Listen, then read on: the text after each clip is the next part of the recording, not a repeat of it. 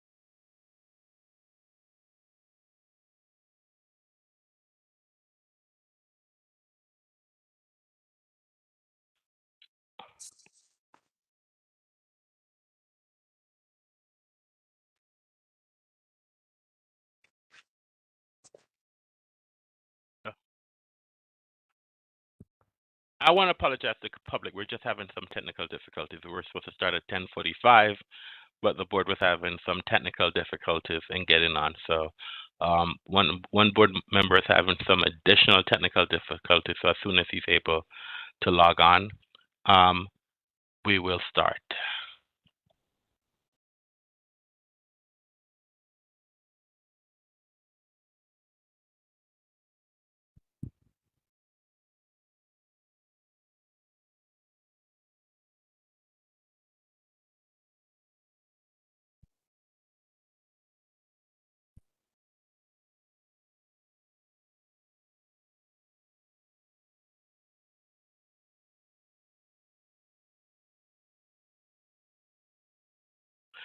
All right. Good morning. We're on the record, and as stated before,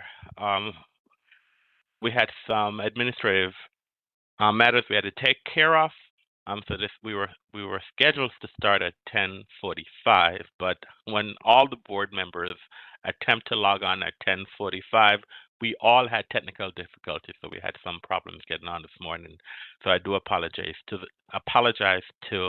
the public for our tardiness. Anyway, good morning. As chairperson of the Alcoholic Beverage and Cannabis Board for the District of Columbia, and in accordance with DC Code Section 2571 HC of the Open Meetings Act, OMA, I am welcoming you to the regular scheduled meeting of the Alcoholic Beverage and Cannabis Board. This meeting is being conducted pursuant to guidance made available by the District of Columbia's Office of Open Government regarding electronic meetings held by public bodies. Electronic meetings by the ABC Board are authorized pursuant to Section 2577A of the DC Code. Pursuant to the OMA requirements, notice of today's meeting was provided 48 hours in advance of the meeting on ABCA's website and on the District Central meeting calendar. The notice includes the time, date, agenda, and call-in or login information for public participation.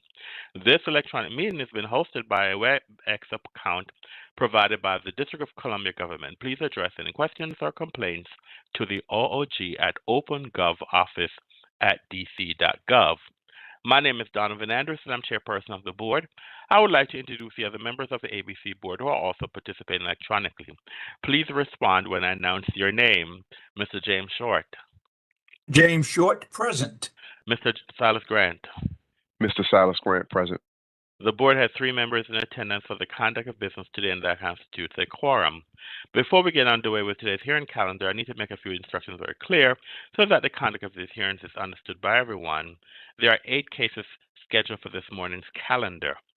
Once your case is called, I will take a moment for IT specialists to elevate the rights for each party to enable their camera and microphone. Then and only then will you have the ability to enable your equipment. If your case is not being heard, you will remain mute and your camera will be disabled. At the conclusion of each case, the parties will have the option to leave. If the party chooses to stay, all cameras and microphones for the concluded case will be disabled. Should you have any questions or require technical assistance in the hearing, please submit them using the question and answer feature. Our first case on the calendar today is our protest hearing status, case number 24 PRO 00018, Nan's Market, license number 111233. Good morning, Ms. Oriana. Can you please elevate the rights of the licensee and the protestant in this case? Sure thing. Good morning. Hanok Gardu, your access has been elevated. And I believe that is it, Chairman. Okay, good morning. Is there Patrick O'Keefe? Can you check to see if Patrick O'Keefe is in the checking right now. Thank you.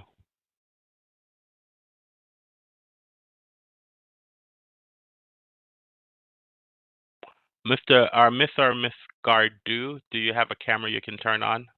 Yes. Okay, thank you. Thank you, sir.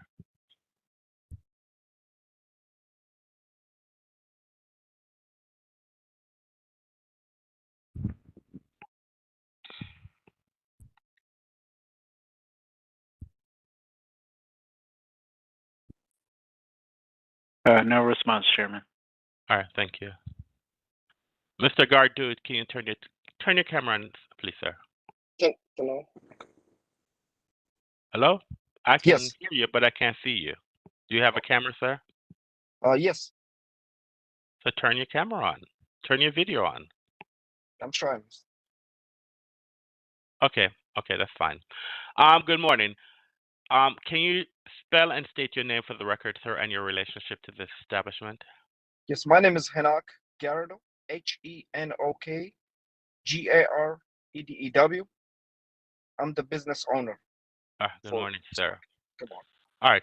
So this is a protest hearing status. It's my understanding this case was protested by ANC 8A and a group of 5 or more. It's my understanding that ANC 8A was dismissed at the roll call hearing. Now we're at the status hearing, and the group of 5 or more is not here. This matter was scheduled for a protest hearing at 10:30. It is now 10:59. Because the protestant is not here, and more than half an hour has expired since this case was supposed to be called at 10:30, I am going to make a motion to dismiss the protest. Is there a second? Short, I second. Mr. Short, I second the motion. We'll now have a roll call vote. Mr. Short. Short, I agree. Mr. Grant. Mr. Grant, I agree. And Mr. Anderson, I agree. The matter passed 3-0. What this means, sir, is that the board will issue an order, and the protestant will have 10 days to provide the board reasonable notice why they failed to appear today. If the protestant does not respond within the time period, or if the board does not believe that the notice that they provided was reasonable, the board will instruct the agency to continue the process of renewing your license without imposing any additional conditions on your license, sir. Okay? Thank you. Okay. Have a great day, sir. All right, Thank you very much. Have a good day. Thank you. All right, bye-bye. The next case in our calendar is case number 23 CMP 00089, Kazera Lounge, license number 117490. This case has been canceled due to the cancellation of the license, the board order number 2024-190. The next case in our calendar is case number 23 CIT 00782, Chop Akabra, license number 92662. Ms. Doriana, can you please elevate the licensee and the government in this case, please? Sure thing. Alicia Hogan-Miller, your access has been elevated. That is all, Chairman. Thank you. Good morning, Ms. Hogan-Miller. Can you identify, spell and state your name for the record? Good morning. Assistant Attorney General Alicia Hogemiller, ALYCIA HOGENMILLER, on behalf of the government. Good morning, ma'am.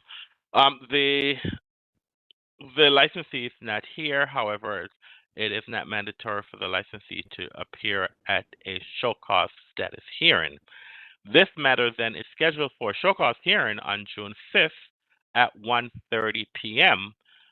Just want to advise the government that if this matter goes to a show cause hearing, the parties are required to submit documents and witnesses 7 days prior to the hearing. Failure by either side to exchange documents and witnesses 7 days prior to the hearing, unless reasonable cause is shown, the board is empowered to prevent that party from relying on those documents. Any questions, ma'am?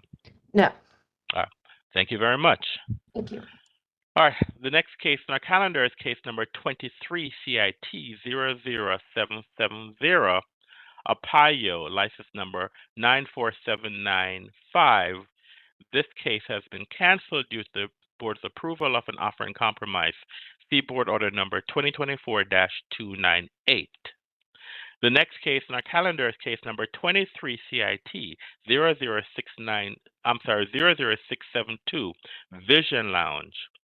This matter has been rescheduled to June 12, 2024, 10:30 a.m.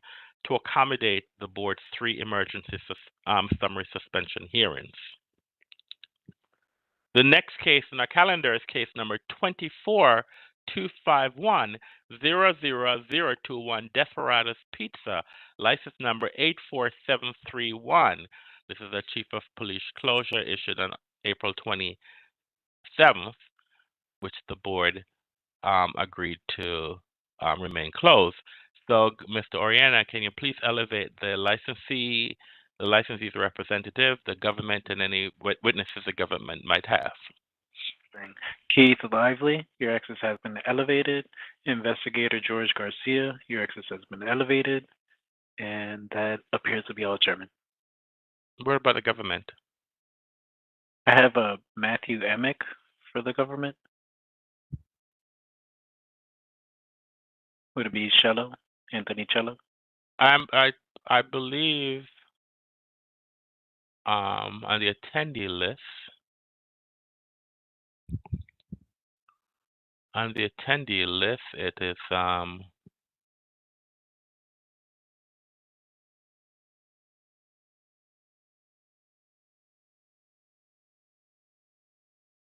Mr. Chenchi? Oh, Cello. There we go. Cello? Yeah. There you go. Apologies. Okay. Sir, I believe my client, Karai Boskurt, is also on the line, if he could be elevated as well. Okay, thanks.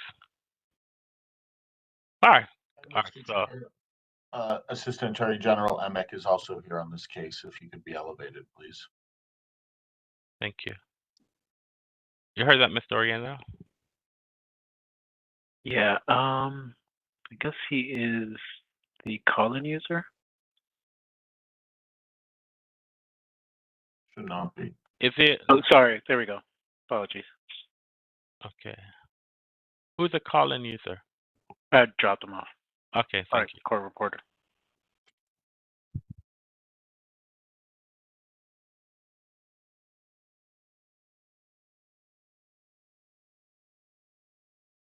you. I think that Mr. Lively, does your client, is that Mr. Boskurt. Boskurt? Mr. Boskurt, do you have a camera, sir, you can turn on? Yes. Can you Hi. turn your camera? Good morning. This is Koray Bozkurt, owner I of need the you to turn. Desperados. I'm sorry, sir. I need you to turn your camera on if you have one. I have turned it on already. Can you guys see me? Yes. All right. Okay, fine. Good morning. Yes. Now I can see you. Good All right. morning. Good morning, everyone. Mr. Chair, All right, excuse me, Mr. Chair, excuse me. sorry. I'm sorry. Yes. I should not be elevated. It should be Mr. Emick for the government. All right, fine. Where is Mr. Emick, Mr. Have you seen Mr. Yeah, Emick? I see Mr. Emick now. Okay. And dropping Mr. Gentry. There we go.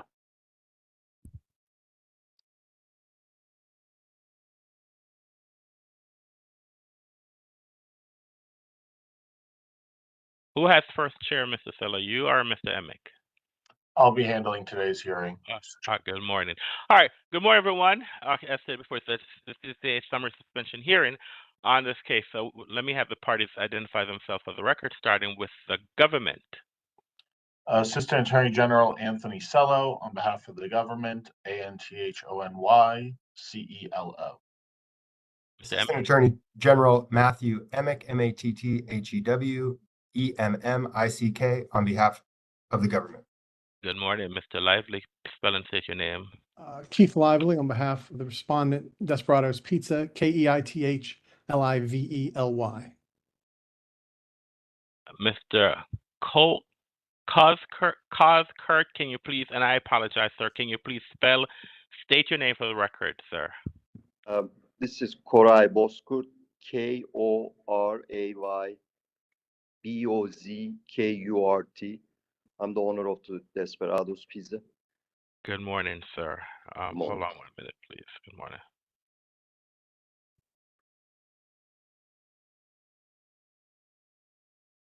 Okay, all right. All right. Okay, I apologize.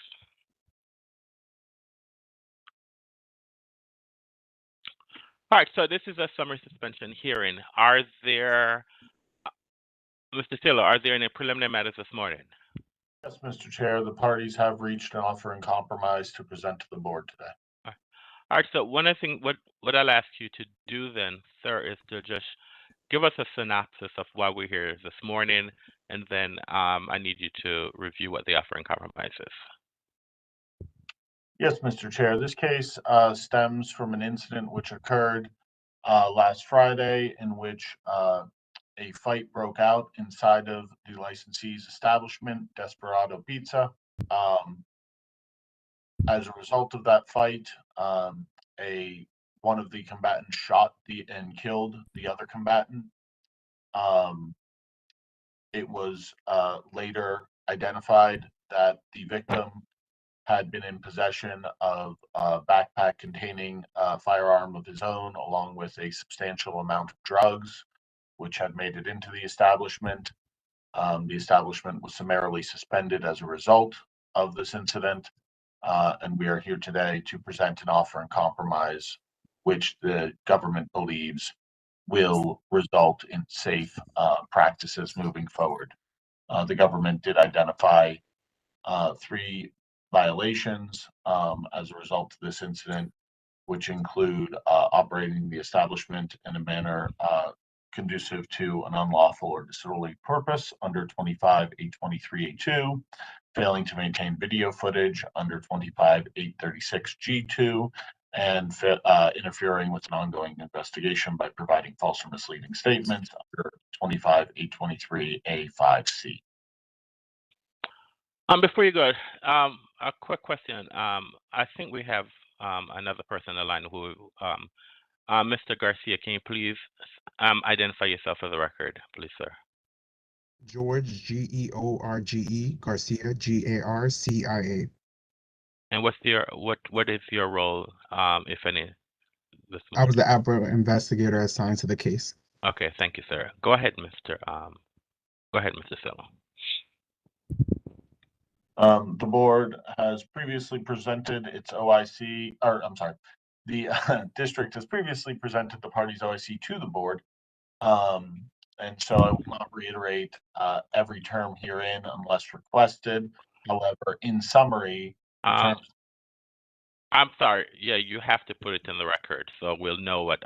Because remember, I am not going to read it. So we need to have the exact all the terms of the offer in compromise in the record in the transcript. So if someone is going to read a transcript, then they'll know what the offer in compromise is, sir.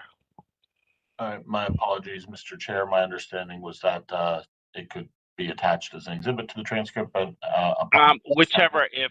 If you believe that's so, I'm not that's not, I thought that we had to put the entire offer and compromise in the record for the transcript, but if that's not the case, then we can, let me find out from our legal office, and then I will just, I mean, maybe legal can opine whether or not, if we have to read the entire, hold on, please.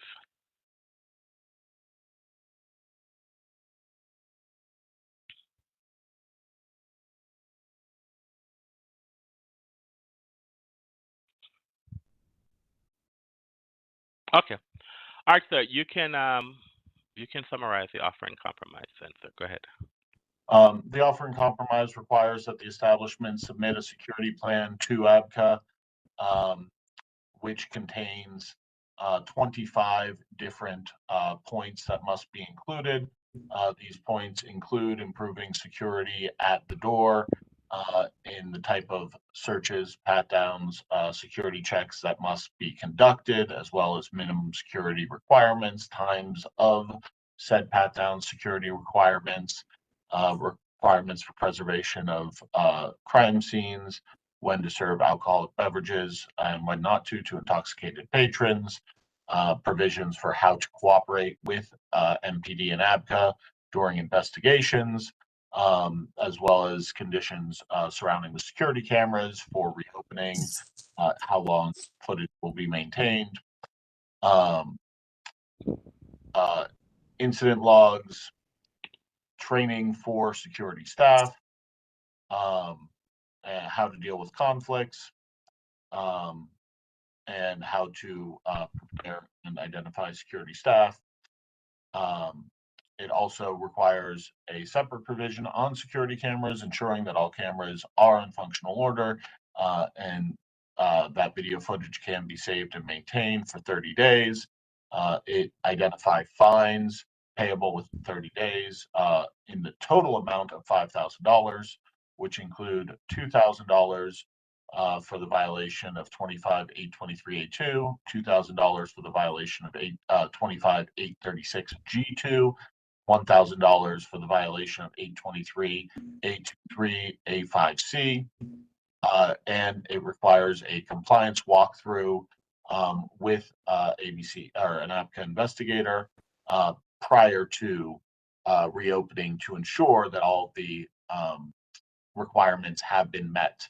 And then once all the requirements are met, it does allow that the suspension will be lifted. So is it the recommendation of the government that if the board accepts this offer and compromise, that the summary suspension, I mean, if all the requirements are met, that the public will be safe, and so therefore the immediate matter will be addressed by the terms of this summary of this offer and compromise? The government believes that compliance with this OIC and the security plan outlined therein will ensure the safety of the residents of the District of Columbia, and recommends that the board accept this offer and compromise. Now, all right. Do any board members have any questions of the government regarding the offer and compromise? Go ahead, Mr. Short. Just one question. What was the total amount of fines again? The total amount? It was $5,000. Paid within 30 days? Yes, sir. Thank you. That's all I have, Mr. Chair. All right, thank you. Mr. Lively, the government has provided an offer and compromise, and the government basically summarized the terms of the offer and compromise. Is this your understanding, sir, of the offer and compromise? Yes, it was accurately described by the government. Now, is your client aware that by accepting an offer and compromise, that they're giving up their right to a hearing? Yes, Your Honor. Is your client also aware that by accepting an offer and compromise that that they cannot appeal this matter? That is correct, Your Honor. All right. Any questions of Mr. Lively by any board members? Hearing none, I then make a motion that the offer in compromise be accepted. Is there a second? Mr. Grant, I second the motion. Mr. Grant has seconded the motion. We'll now have a roll call vote on the motion. Mr. Short. Short, I agree. Mr. Grant. Mr. Grant, I agree. Mr. Anderson, I agree. The matter passes 3-0. So the board has accepted the offer in compromise. Mr. Give me pronounce your name again for me, sir, one more time. I'm talking to the owner. Boss, Mr. Bosgood. yes, boss, good, yes. Bosgood. All right, sir. The board has accepted the offer in compromise. I just want to say that to you, sir. This is a very, very serious incident. And I hope that this is not, that by you complying with the terms of this offer in compromise, that this matter does not occur in the future. It is very crime is a major issue in the city, and Yes. you have to ensure, sir, that you keep your establishment safe. You need to comply with the security plan. I'm not saying that, unfortunately, there are people out there who will not enter an establishment just to have fun. But you need to make sure that you put procedures in place to prevent individuals from entering your establishment, sir, with weapons. It is it's very serious. And so Yes. therefore I need you to take this matter to ensure that if myself or if any board member comes into your establishment, or any members of the public comes to your establishment, sir, that they will feel safe, that they will feel that no other person is going to enter your establishment will have a weapon. Okay, sir? Yes, I will make sure that we follow the security plan and having desperados publicly safe place. All right, sir. Thank you very much. You'll have a great day. All right. You too. Thank you. All right.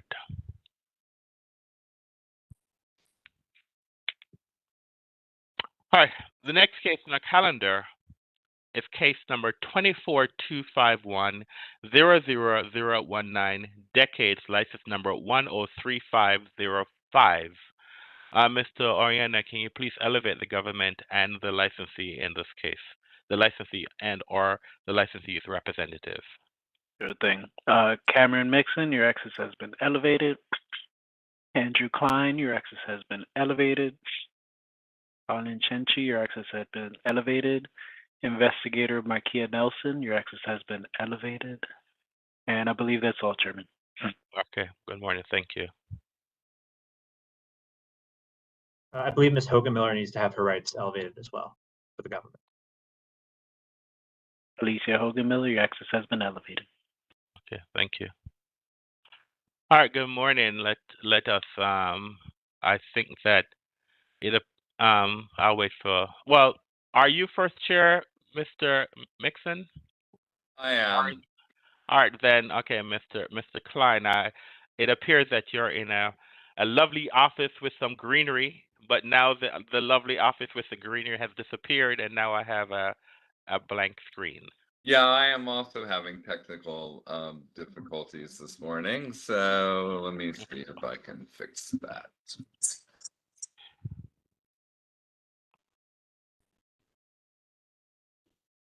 You have no background, but now I can see you, Mr. Oh, there we are. Okay. All right. All right. Here we Good morning. So let's start with you, Mr. Chenchi. Can you please spell and state your name for the record? Good morning, Mr. Chair. Colin Chenchi, COLLINCENCI, Assistant Attorney General with the Office of the Attorney General for the District of Columbia, representing the district today. I'm joined by my co-counsel, Alicia Hogan-Miller. Ms. Hogan-Miller, spell and state your name, ma'am. Good morning again. Assistant Attorney General Alicia Hogan-Miller, ALYCIA HOGENMILLER, on behalf of the government. Mr. Klein. Good morning, Andrew Klein with the Veritas Law Firm on behalf of the licensee. Mr. Mixon. Cameron Mixon with the Veritas Law Firm, CAMERONMIXON. And Miss Nelson? You're on mute, Miss Nelson. Good morning, Mr. Chair. Arbor investigator, ABCA investigator, Mikea Nelson, that is Mikea, last name Nelson. Good morning, ma'am. Before we start, Mr. Klein, I see that your client is not here. So can you tell us on the record why your client is not here, sir? Yes, this hearing actually was supposed to have occurred yesterday, although we've been working with the government and we're going to present an offer in compromise. Mr. Antonis Karagunas, who's the principal of this establishment, as well as other establishments in the district, has a medical procedure this morning that was previously scheduled. He's undergoing general anesthesia. And is unable to be here today, which is why we'd have to have the hearing yesterday. But we're here and authorized as the licensee's counsel. And Mr. Klein, can you please spell the licensee's name for the record, sir? I think so. Antonis,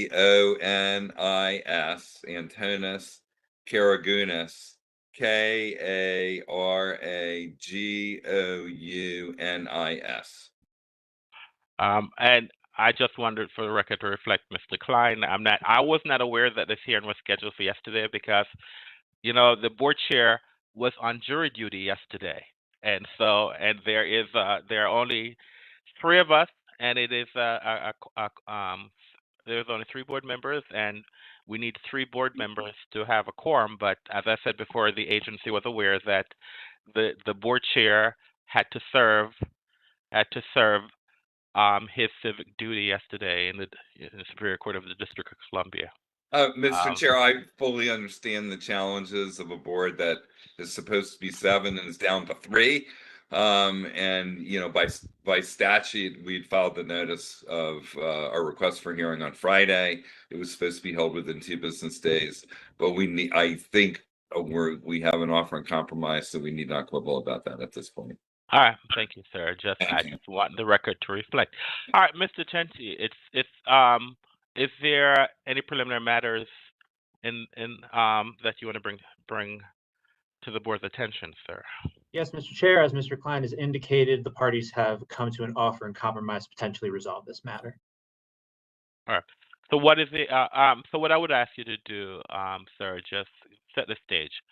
Why we're here today, and then you can let us know. You can either read the offer in compromise or summarize the salient portion that you believe is important to address this matter. Yes, Mr. Chair.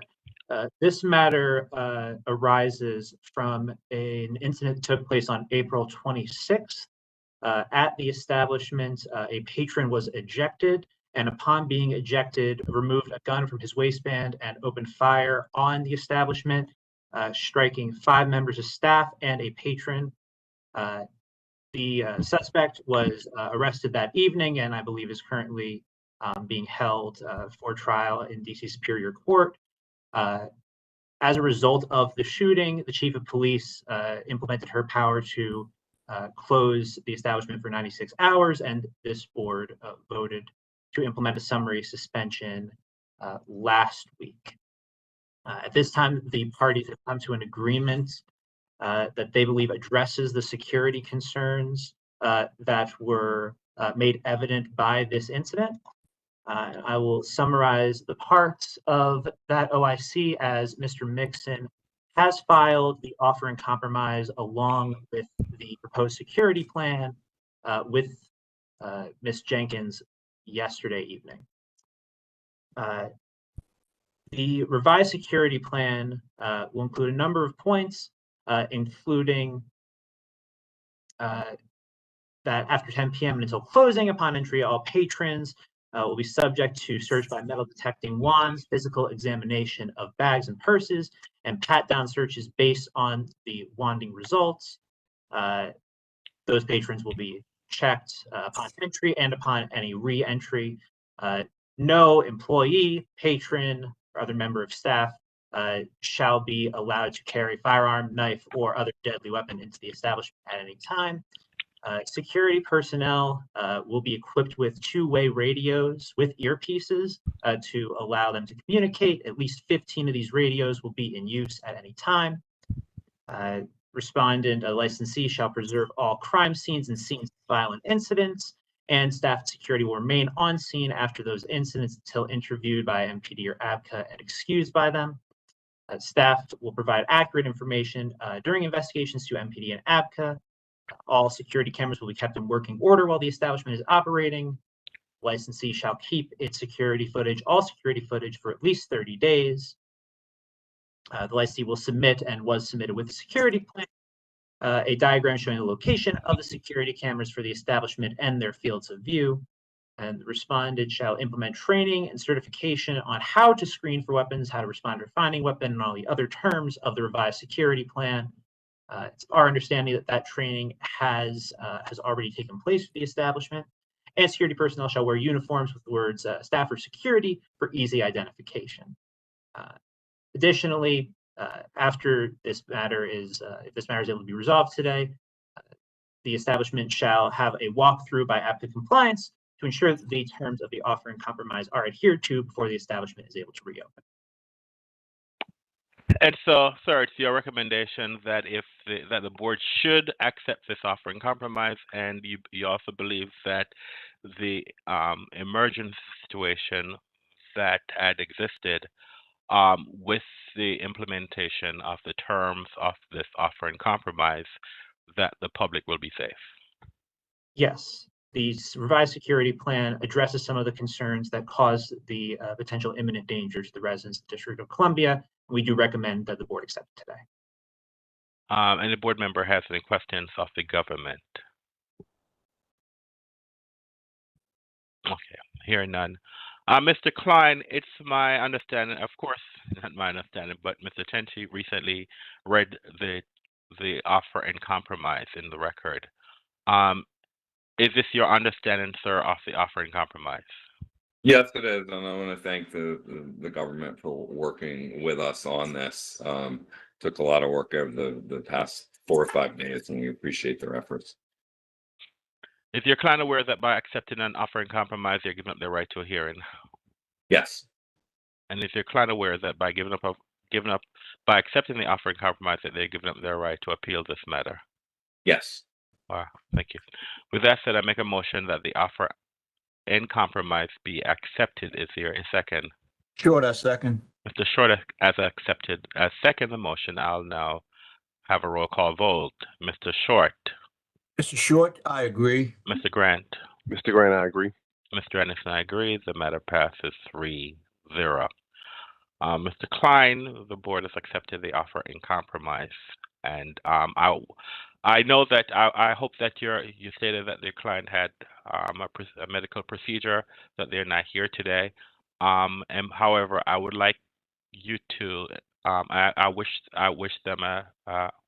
the owner a safe recovery.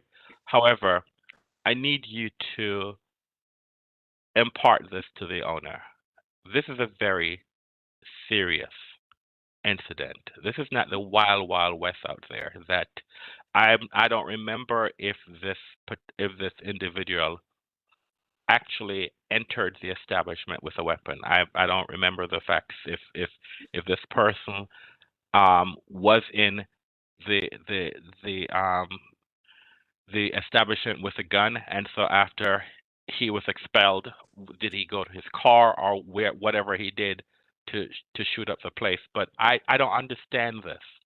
And if this individual had entered the establishment had the establishment when he was in the establishment, that is just a serious matter. And so I'm very concerned about what is going on in the District of Columbia, and I want you to ensure that your client, by complying with the terms of this offer and compromise, that their security has the proper training so you'll know how to diffuse the situation, because I don't know what could have occurred for this person to be expelled from the establishment and for him to come back and shoot up the establishment and shoot the security. Something is amiss here, sir. And so your client, they need to make sure that this is not something that occurs again, sir. Mr. Chairman, we share your concern, as you know and other board members know. I've been before you far too many times over the course of the last 3 years in cases involving handguns in the District of Columbia. Mr. Karagunis, of prime importance to him is the safety of the patrons, one of whom was injured in this incident, and right after that is the safety of his employees, 5 of whom were injured in this incident. He's stepped to the plate. He's been proactive. The retraining has already been done. It's a security plan you have. We even tried to have a camera check done in advance of today's hearing, so that would be done and it wouldn't even be an issue. But the director authorized it, but the investigative staff, for whatever reason, didn't want to do it. But he understands, and I'll convey your words to him. But I assure you that he takes this very seriously and is very concerned, as I said, first and foremost, about the safety of patrons, and right after that, the safety of the people who work for him. So that is not lost on him. I would ask, we'd like to get the license reinstated, and there seems to be some confusion on process in terms of whether we now have to wait for an order. The only thing left to be done, there were 3 conditions. One was the security plan, which you have, has been filed. The other was the retraining, which has been done, and we have filed the sign-in sheets from the retraining. And lastly was this walkthrough. We'd like to see if we can get that done, and if the walkthrough is acceptable to investigative staff, then the license be reinstated rather than having to potentially wait another week for that to be signed off on by the board, because it's either going to be a yes or a no. If they have issues, then they're going to need to be addressed. If not, we would hope the license could be reinstated. Mr. Klein, with all due respect, sir, this is a serious matter, okay? This is a very serious matter, and I don't want this owner to put profit in a sense, and I'm not saying you're doing that, sir. I'm not saying you're doing that in a sense of safety. The board in this agency, as soon as possible, we will do what we're supposed to do to ensure that the public is safe.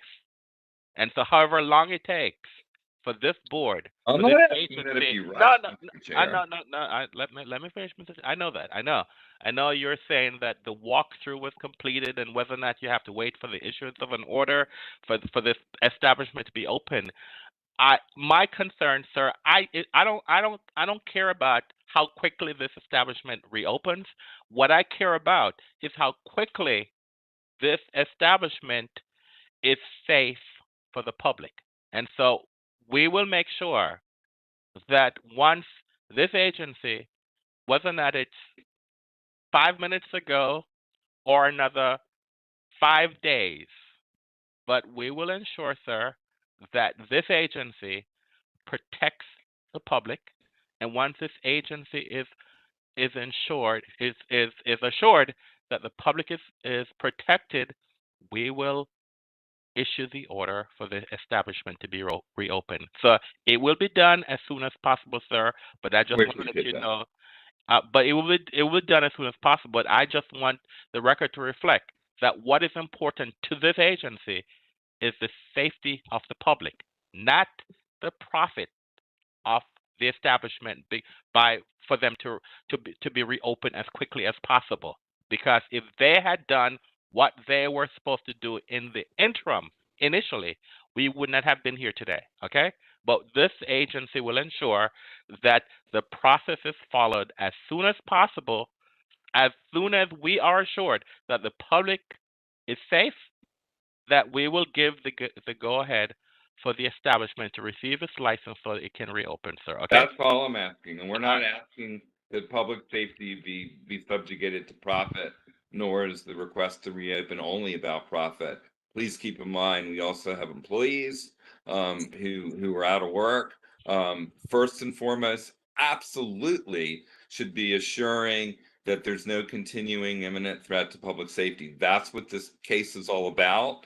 Once that's been satisfied, however, I don't believe that once that's been satisfied, I don't really believe the chair's words that he doesn't care about the rest of it and the board doesn't care about the rest of it. I think you do. And I would just ask that once you are satisfied that there's no continuing imminent threat to public safety and that's been satisfied, that we not delay in terms of dealing with restoring the license. That's all.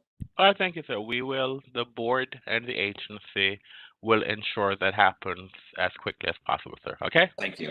I appreciate that. Thank you. Okay. All right. The next case on the calendar is case number 24-251-00020, Rewind, license number 107-182. So let's have the parties identify themselves for the record, starting with the government. Morning again, Mr. Chair. Colin Cenci, COLLINCENCI, Assistant Attorney General with the Office of the Attorney General for the District of Columbia, representing the government, and I'm joined by my co-counsel, Alicia Hogan. Good morning, Assistant Attorney General Alicia Hugemiller, ALYCIA HOGENMILLER, on behalf of the government. Good morning, Mr. Klein. Morning, Andrew Klein on behalf of the licensee, Andrew Klein with the Veritas Law Firm, ANDREWKLINE. Mr. Mixon. Cameron Mixon, also the Veritas Law Firm, counsel to the licensee, CAMERON MIXON. And Mr. Klein, can you, for the record, why is your client not here today, sir? Yeah, my client is the principal of the licensee, Antonis Karagunis, ANTONIS, Karagunis, KARAGOUNIS, is unavailable today because of a previously scheduled medical procedure, which requires that he undergo general anesthesia, and that's why he's unavailable today.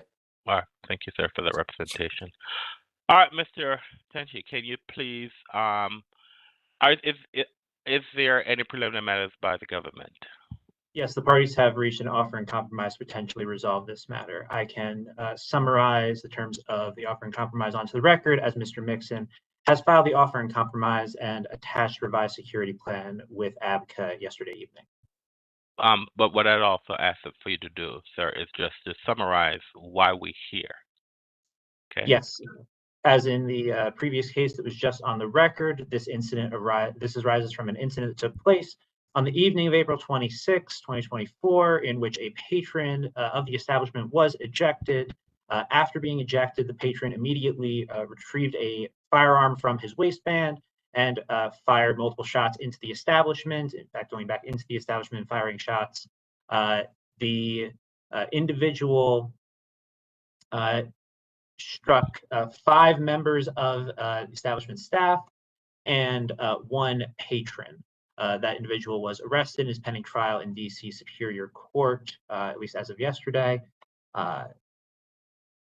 The chief of police, as a result of this incident, identified that there were security failures for the establishment and implemented her power to close the establishment down for 96 hours, after which this board voted to impose a summary suspension. The parties have worked to resolve this matter and address the security deficiencies, and we believe that the revised security plan does so. I can read those terms onto the record now. Yes, sir, go ahead.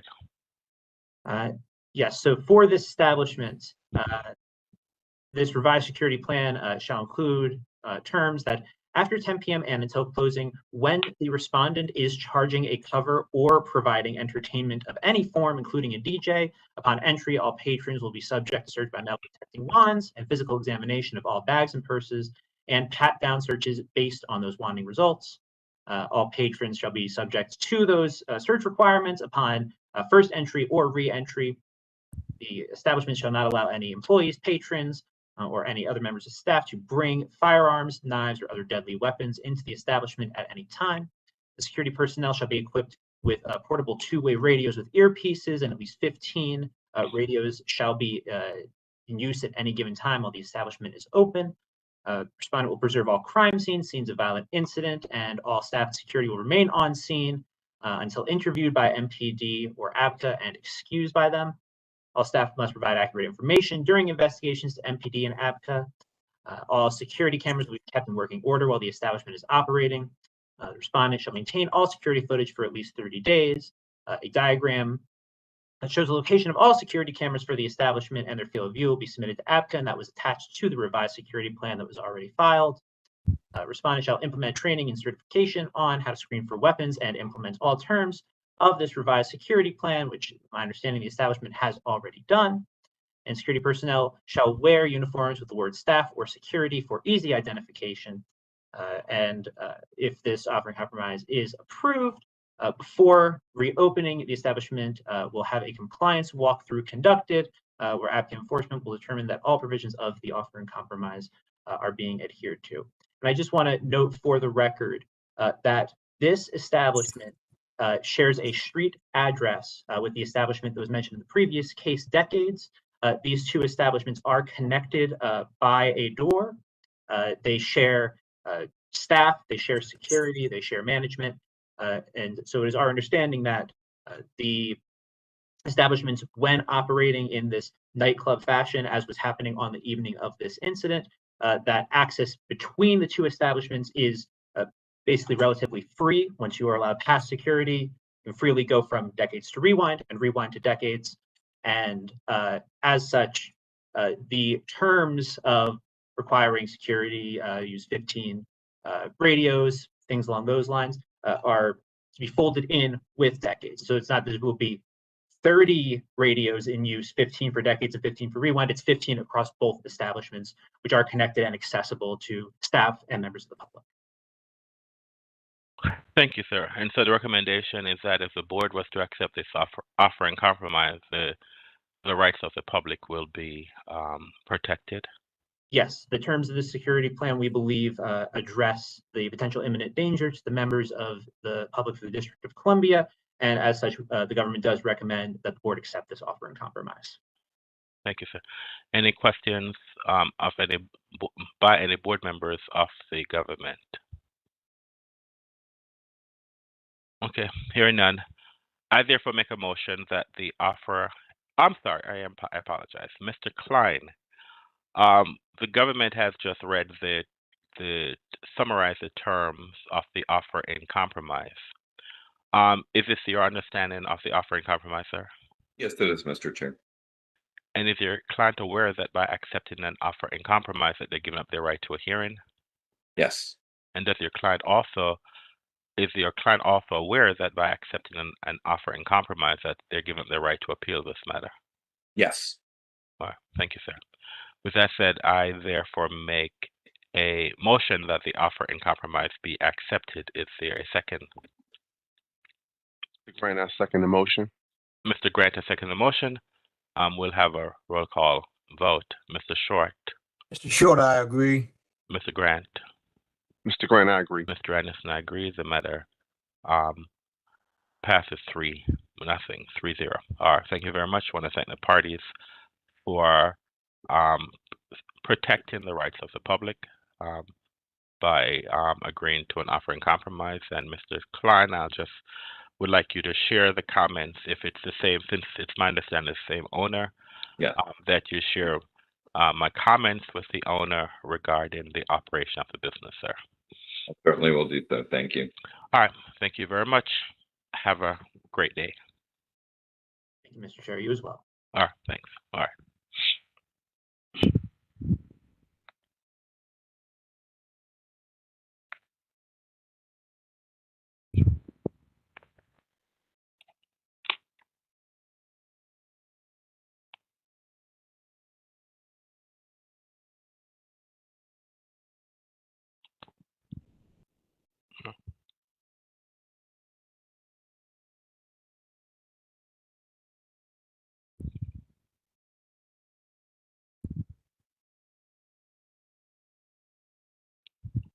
All right, so we're at the end of our calendar for the morning, and so let us now do our agendas.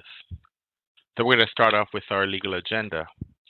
The first matter on our legal agenda, it's a review of a settlement agreement dated April 24th, 2024 by and between Advisory Neighborhood Commission 5C and Michas Dominican Kitchen of the Michas Dominican Kitchen, license number 114514. I make a motion that the offering compromise be accepted. Is there a second? Short, I second. Mr. Short accepted as a second the motion. We'll have a roll call vote. Mr. Short. Short, I agree. Mr. Grant. Mr. Grant, I agree. Mr. Anderson, I agree. The matter passed 3-0. Number 2, review of settlement agreement dated April 29th, 2024 by and between Advisory Neighborhood Commission 1B and V Street Lounge, license number 127779. I make a motion that the offer and compromise be accepted. Is there a second? Mr. Grant, I second the motion. Mr. Grant, I second the motion. We'll have a roll call vote. Mr. Short. Short, I agree. Mr. Grant. Mr. Grant, I agree. Mr. Anderson, I agree. The matter passed 3-0. Number 3, review of petition to terminate settlement agreement dated March 27th, 2024. This is F Street Fine Wines and Spirits, license number 086950. I make a motion that we deny this request. Is there a second? Short, I second. Mr. Short, I second the motion. We'll have a roll call vote. Mr. Short. Short, I agree. Mr. Grant. Mr. Grant, I agree. And Mr. Anderson, I agree. The matter passed 3-0. Now let's go to our licensing agenda.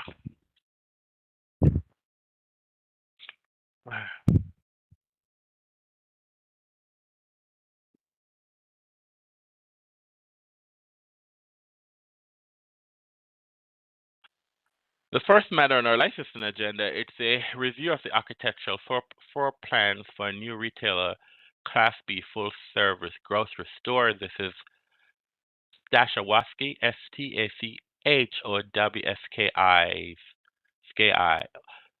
market license number 127046. I make a motion that we placard this matter. Is there a second?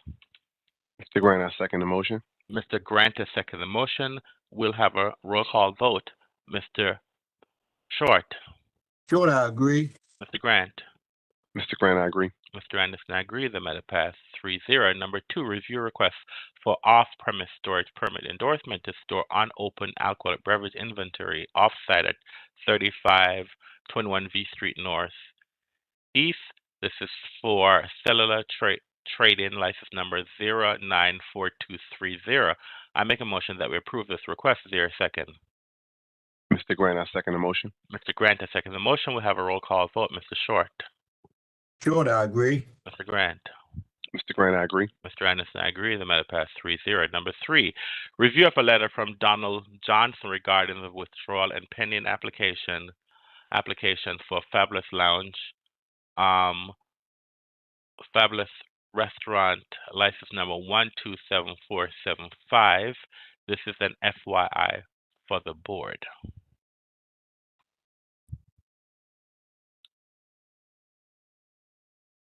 Let's move to our supplemental licensing agenda. The first matter on our supplemental licensing agenda, it's review request for temporary operating retail permit. This is for Cambria Suites, Washington, D.C. Market, license number 128557. I make a motion that we approve this request. Is there a second?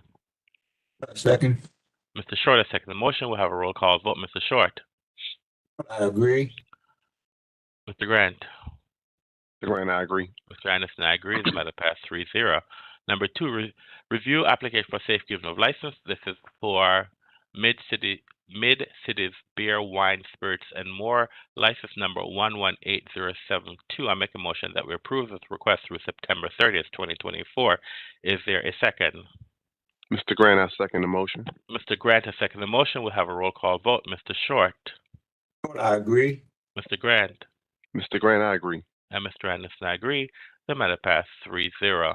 Number 3, review request to update the premise address on file to reflect 1633 Q Street Northwest Suite 1603 through 17 The actual premise size and location are not changing. This is for Momo DC, license number 121064. I make a motion that we approve this request. Is there a second? Second. Mr. Short has seconded the Mr. Short has seconded the motion. We'll have a roll call vote. Mr. Short. I agree. Mr. Grant. Mr. Grant, I agree. Mr. Anderson, I agree. The matter passed 3-0. Now let us now move to our medical cannabis licensing agenda. All right, so I'm gonna review. There are 23 requests on this agenda. So I will review all 23. I will make the recommendation, and at the end of the list, I'm going to make a motion that the board approves the recommendation made by the chair. So the first matter on this is for the medical cannabis license agenda. This is for the conditional retail applications. Number 1, review of conditional social equity application for a new retailer license. This is for Tango Hotel Charlie, license number 127943. The recommendation will be to approve. Number 2, review of conditional social equity application for a new retailer license. This is for Gray Sky and Design Consulting, license number 127942. The recommendation is to approve. Number 3, review of conditional social equity application for a new retail license. This is for Mindwell LLC, license number 128421. Approvals. Number 4, review of conditional social equity application for a new retailer license. This is for BS Boutique, license number 128361. Recommendation to approve. Number 5, review of conditional social equity application for new retail license. This is for Wild Lotus Balm, license number 128353. Recommendation to approve. Number 6, review of conditional social equity application for new retail license. This is for Grizzly GRIZZ LLC, license number 128535. Recommendation to approve. Number 7, review of conditional social equity application for new retail license. Your Heightness LLC, license number 128104. A recommendation to approve. Number 8, review of conditional social equity application for new retail license. This is for Kush Embassy, license number 128107. Recommendation to approve. Number 9, review of conditional social equity application for a new retailer license. This is for Metro Meds, license number 128108. Recommendation to approve. Number 10, review of conditional social equity application for a new retail license. This is for High Life DC, license number 128338. Recommendation approval. Number 11, review of conditional social equity application for a new retail license. This is for Green Legacy LLC, license number 128400. Recommendation approval. Number 12, review of conditional social equity application for a new retailer license. This is for Green Legacy 2, license number 128401. Recommendation approval. Number 13, review of conditional social equity application for a new retailer license. This is for Green Legacy 3, license number 128402. Recommendation approval. Now we move to the conditional cultivation center application. Number 14, review of conditional social equity application for a new cultivation center license. This is for Kana Electrical, license number 126866. Recommendation approval. Now we move to the standard retailer applications. Number 15, review of standard application for a new retailer license. This is for Luxury Soil. This is at 775 H Street Northeast, license number 127171. Recommendation placard. Number 16, review of social equity application for new retail license. This is for Positronics, Positronics. The license number is 127977. Recommendation placard. This is now the request Number 17, review of appeal of denial of medical cannabis retail application. This is for Garden Hill, license number 127570. The recommendation, we have a hearing. Number 18, review of reconsideration of restatement of medical cannabis retailer application. This is for HCDC, license number 127746.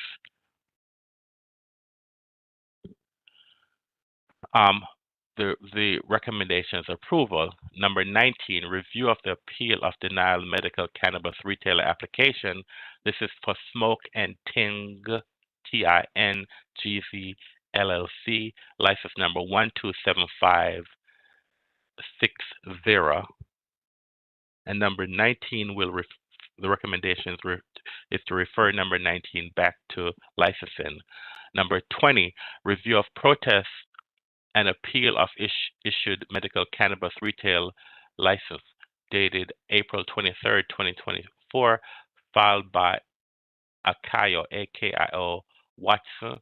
This is for Flavorville LLC, license number 128069. This is an FYI for the board. Number 21, review of appeal of denial of social equity application for new retailer license. This is for High-End DC, formerly known as La Canapa, La CANAPA, license number 127840. The recommendation is approval.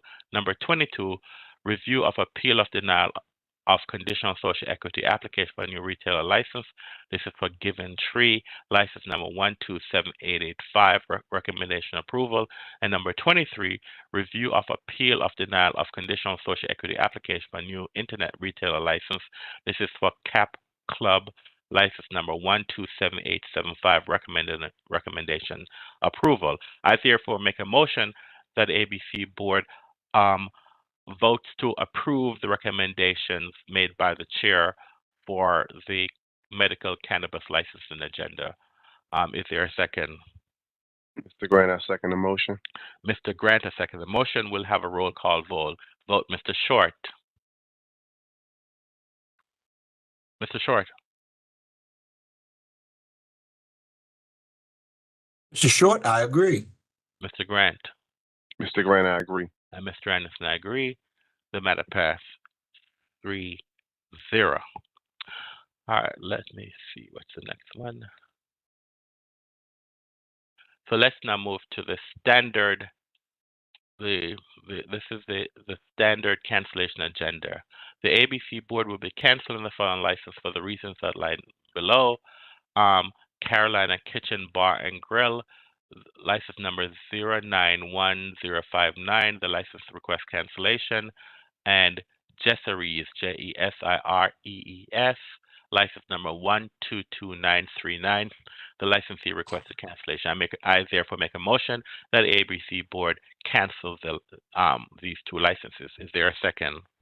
Short, I second. Mr. Short second the motion. We'll have a roll call vote. Mr. Short. Short, I agree. Mr. Grant. Mr. Grant, I agree. Mr. Anderson, I agree.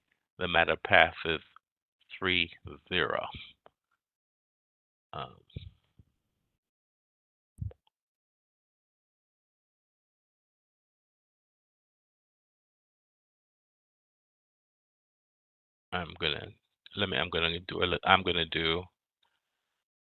I have a lot of agendas, but I'm going to do it out of order. So let's do the licensing administrative docket.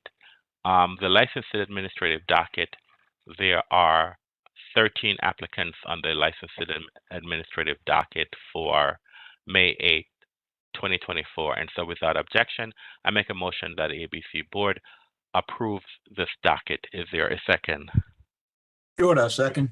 Mr. Short has seconded the motion. We'll have a roll call vote. Mr. Short. Short, I agree. Mr. Grant. Mr. Grant, I agree. And Mr. Anderson, I agree. The matter passed 3-0.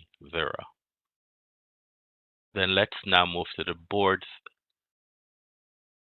temporary license and one-day substantial change docket.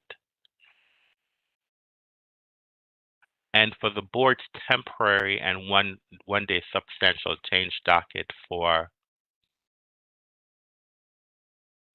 May, as published for May 8th, 2024, on that docket, there are 27 applicants, and without objection, I make a motion that the board approve all the application on this docket. Is there a second? Mr. Grant, I second the motion. Mr. Grant has seconded the motion. We'll have a roll call vote. Mr. Short. Short, I agree. Mr. Grant. Mr. Grant, I agree. And Mr. Anderson, I agree. The matter passed 3-0.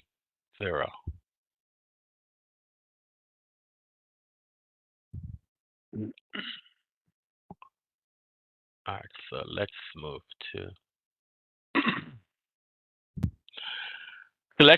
to the vacate cease and desist agenda for Wednesday, May 8th. This agenda, there are 8 applicants. I'm going to read all 8 names in the record and ask the board to approve the recommendation. So the ABC board is vacating the following orders to cease and desist previously issued on April 24th, 2024. The first one is Bell Wine and Liquor, license number 095984. The license was renewed on April 30th. Number 2, Kilo Poke and Sushi, license number 116335. The license paid the 3rd-year annual fee on May 1st. Number 3, D-Light Cafe, license number 119298. The license paid the 3rd-year annual fee on May 1st. Number 4, Curry and Pie in Georgetown, license number 123321. The license fee paid the 3rd-year annual fee on May 1st. Number 5, Wagshaw's, license number 092731. The license paid the 3rd annual fee on May 1st. Number 6, Shared Pour, license number 117074. The license fee renewed on May 1st. Number 7, Mid-City Beer, Wine, Spirits, and More, license number 118072.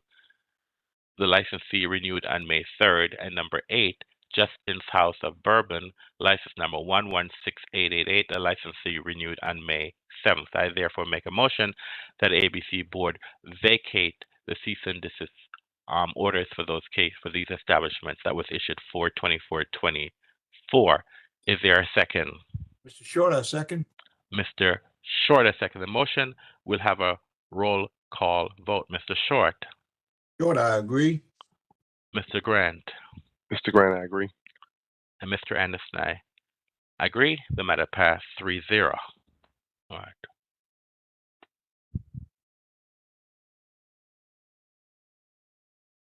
We now move to our Class A cancellation agenda, and I'm going to read.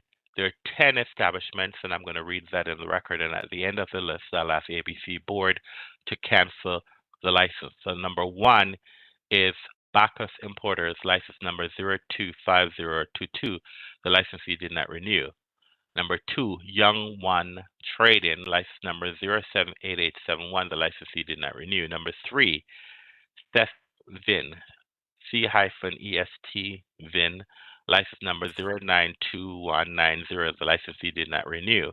Number 4, JJ Mutt Wine and Spirits, license number 025523.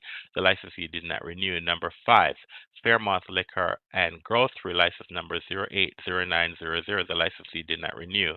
Number 10, Lot 33 Wine Company, license number 112434. The license fee did not renew.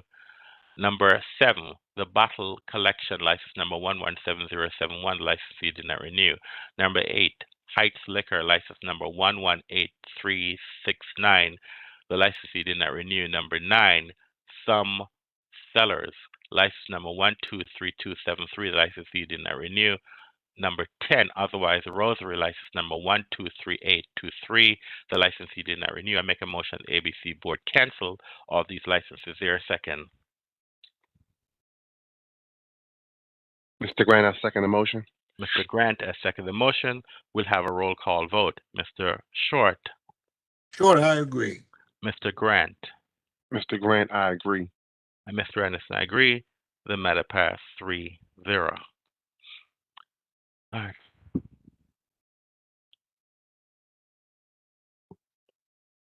Now let's move to our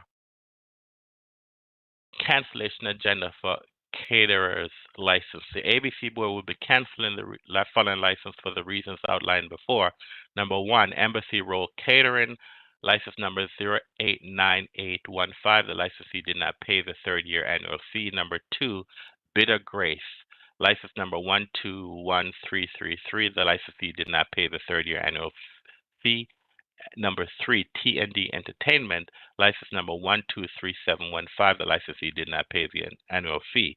I make a motion that ABC board cancels those licenses. Is there a second? Short, I second. Mr. Short, I second the motion. We'll have a roll call vote. Mr. Short. Short, I agree. Mr. Grant. Mr. Grant, I agree.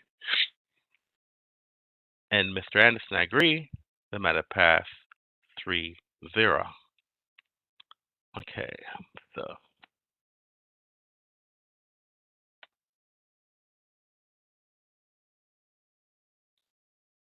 let's move to our this is the rescinded prior approval of 405.1 and 404.2 status agenda for May 8th. And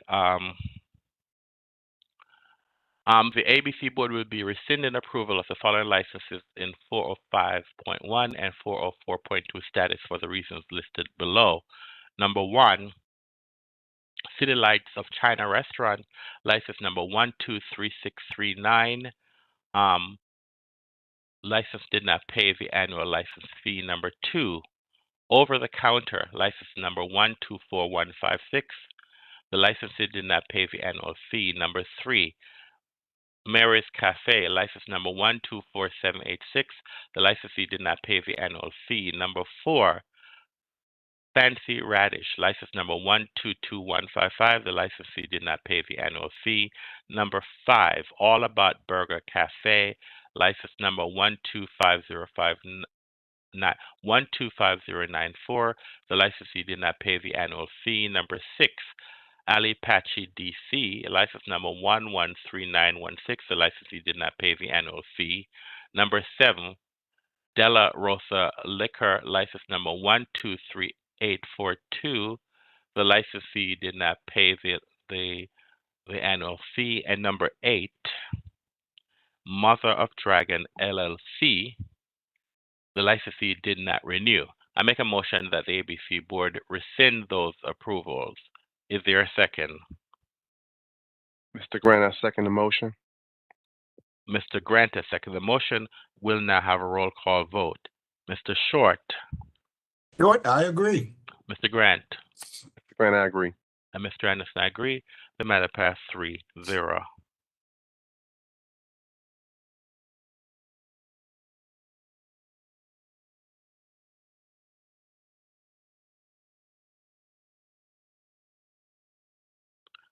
And so let us now move to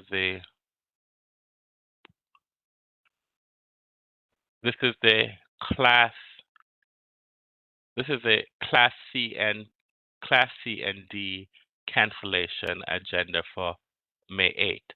There are 12 licensees on this agenda. I'm going to read all 12 names, licenses, and then I will make a recommendation. And at the end of the list, I will ask the ABC board to approve the recommendations of the chair. Number 1, Tratu, TRATTU, license number 081907. The licensee did not pay the annual fee, so recommendation is cancellation. Number 2, Butter Chicken Company 3, license number 117385. The licensee did not pay the third-year renewal fee, so recommendation cancellation. Number 3, Bombay Street Food 2, license number 113664. Licensee did not pay annual fee, recommendation cancellation. Number 4, Quattro Osteria, license number 118338. Licensee did not pay the 30-year annual fee, recommendation cancellation. Number 5, Brasserie Beck, license number 076383. Licensee did not pay the third-year annual fee, recommendation cancellation. Number 6, Maddie's Pizza, license number 086770. Licensee did not pay the third-year annual fee, recommendation cancellation. Number 7, Serengeti Restaurant and Lounge, license number 123439. The licensee did not pay the third-year annual fee. Number 8, Archipelago, it's Archipelago,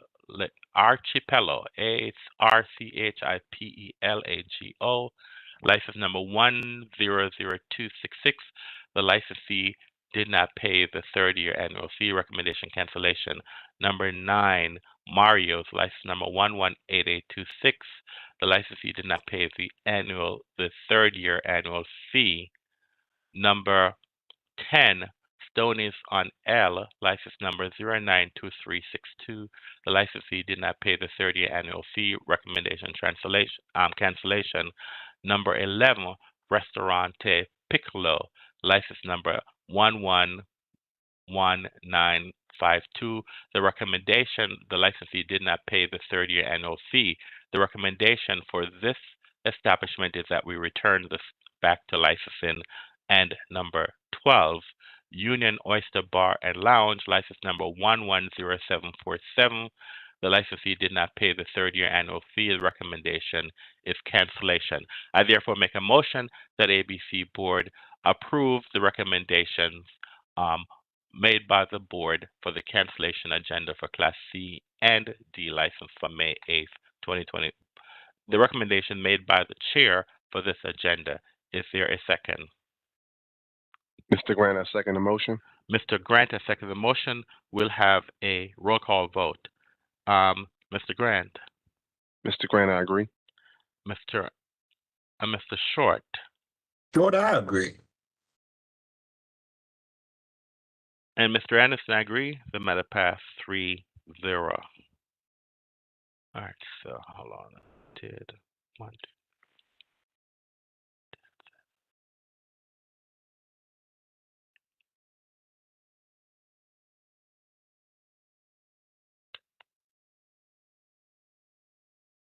And so we have one additional. And so the last agenda that we have this morning is the cancellation agenda. This is for the license endorsement. The ABC Board will be canceling the following license for the reasons outlined below. Jojo Restaurant and Bar, license number 060737. The licensee did not pay the third-year payment for the street re-endorsement. I therefore make a motion that the ABC Board cancels the street re-endorsement on this establishment. Is there a second? Short, I second. Mr. Short has seconded the motion. We'll have a roll call vote. Mr. Short. Short, I agree. Mr. Grant. Mr. Grant, I agree. Mr. Anderson, I agree. The matter passed 3-0.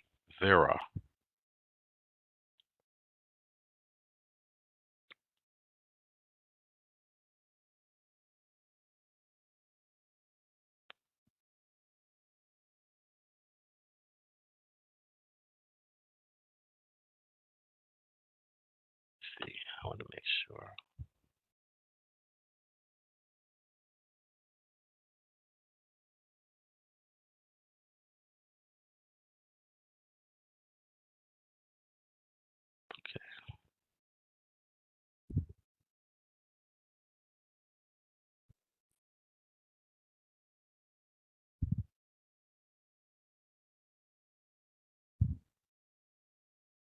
All right. I believe, yes, I have now covered all 12 agenda items for the licensing. And so with that, the board has concluded its morning agenda. I would like to thank all members of the public who participate in our agenda, our calendar for this morning. The board will now go into recess until our 1:30 calendar to resume at 1:30. I now request that all board members return to executive session for further actions. Good morning and thank you.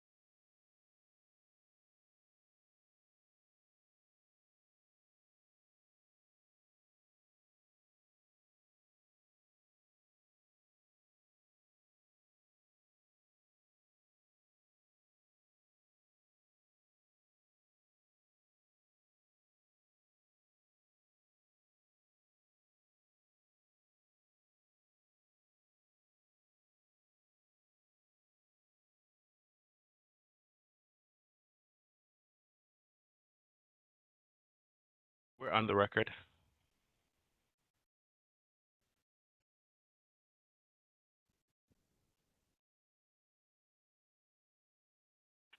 Good afternoon, everyone, and welcome to the afternoon session of the ABC board. My name is Donovan Anderson, chairperson of the board. Excuse me. Joining me this afternoon are board member James Short and board member Silas Grant. The board has three members participating today, and that constitutes a quorum. Before we get underway with this afternoon's calendar, we have three cases on our calendar this afternoon. Before we get underway with today's hearing calendar, I need to make a few instructions very clear so that the conduct of these hearings is understood by everyone. Once your case is called, I will take a moment for IT specialists to elevate the rights for each party to enable their camera and microphone. Then and only then will you have the ability to enable your equipment. If your case is not being heard, you remain mute and your camera will be disabled. At the conclusion of each case, the parties will have the option to leave. If the party chooses to stay, all cameras and microphones for the concluded case will be disabled. Should you have any questions or require technical assistance in the hearing, please submit them using the question and answer feature. I'm going to call, there's, as stated before, there are three cases this afternoon. So I will call the easiest case first, and that is case number 22 CMP 00086, Bujo's Restaurant License number 115711. This hearing has been canceled due to the approval of an offer in compromise. See Board Order number 2024-297. Then the second case is case number 23 CMP 00071, Restaurante Piccolo, license number 111952. Good afternoon, Mr. Oriana. Can you please elevate the rights of the licensee, the government, and any witnesses in this case? Sure thing. Matthew Brown, your access has been elevated. Anthony Cello, your access has been elevated. And that appears to be all, Chairman. Thank you. Where's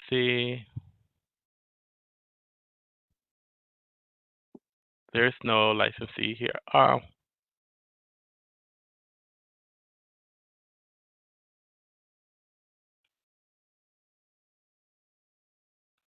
Okay. Andrew Klein and Cameron Mixon, your access has been elevated. All right. Thank you.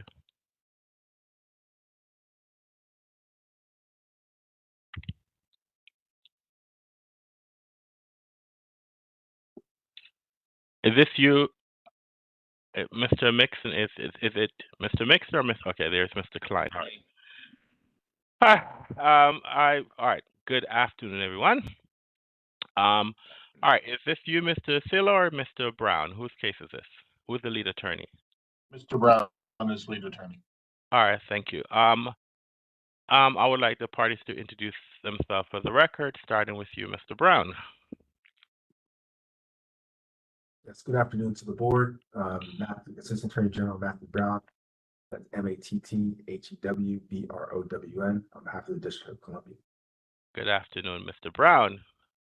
Mr. Thillo. Assistant Attorney General Anthony Cello, on behalf of the government, ANTHONY CELO. Mr. Klein. Good afternoon, Andrew Klein of the Veritas Law Firm, on behalf of the licensee Andrew ANDREW Klein, KLINE. Mr. Mixon. Cameron Mixon, also with the Veritas Law Firm, counsel to licensee CAMERON MIXON. All right, from what I see here, this is a full hearing on a felony conviction. I see 4 attorneys, but I don't see a licensee and I don't see any witnesses. So, Mr. Brown, is there something that I'm missing, sir? No, Mr. Chair. It seems that the licensee has sent it to the.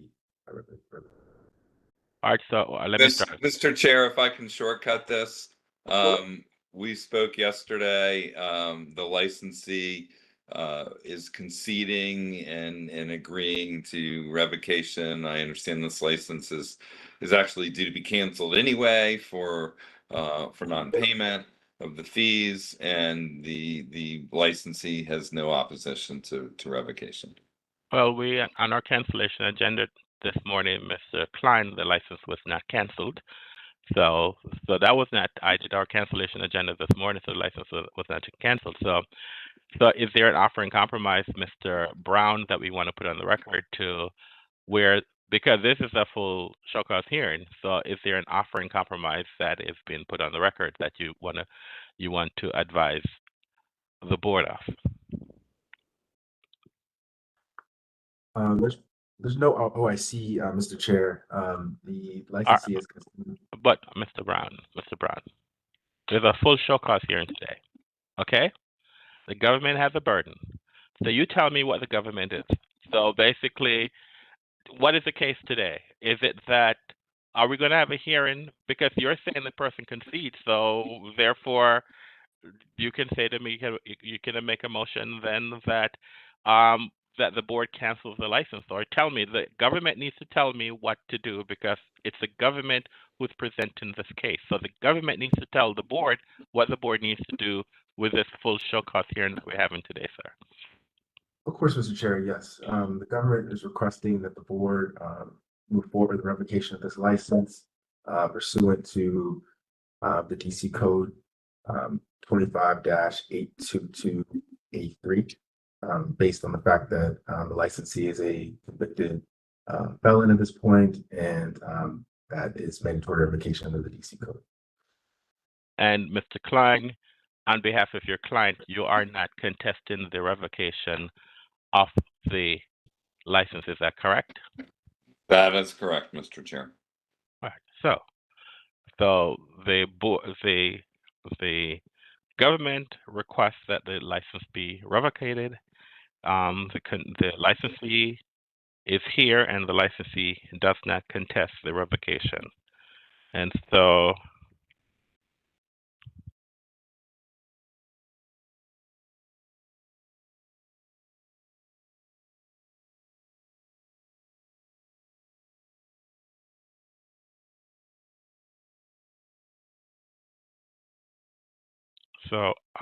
I just want to make sure that because the board will be issuing a board order, I just want to make the board will be issuing a board order. So I just want to make sure that we have enough information for board order, that the government makes a motion that pursuant to the regulation that the license be revocated, and the client through counsel who appeared today has agreed to has not contested the government's motion for the matter to be revoked. And so with that said, the board will issue a board order pursuant to what was alluded to on the record today.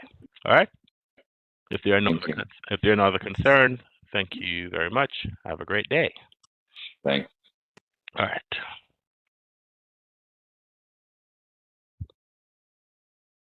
All right. The next case on the calendar this afternoon is case number 23, CMP 00096, Mirror Lounge, license number 111950. And let the parties identify themselves for the record, starting with the government. Assistant Attorney General Anthony Cello, ANTHONY, CELO, on behalf of the district.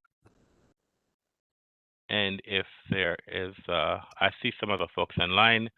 All right, so Mr. Klein, can you identify yourself for the record, please?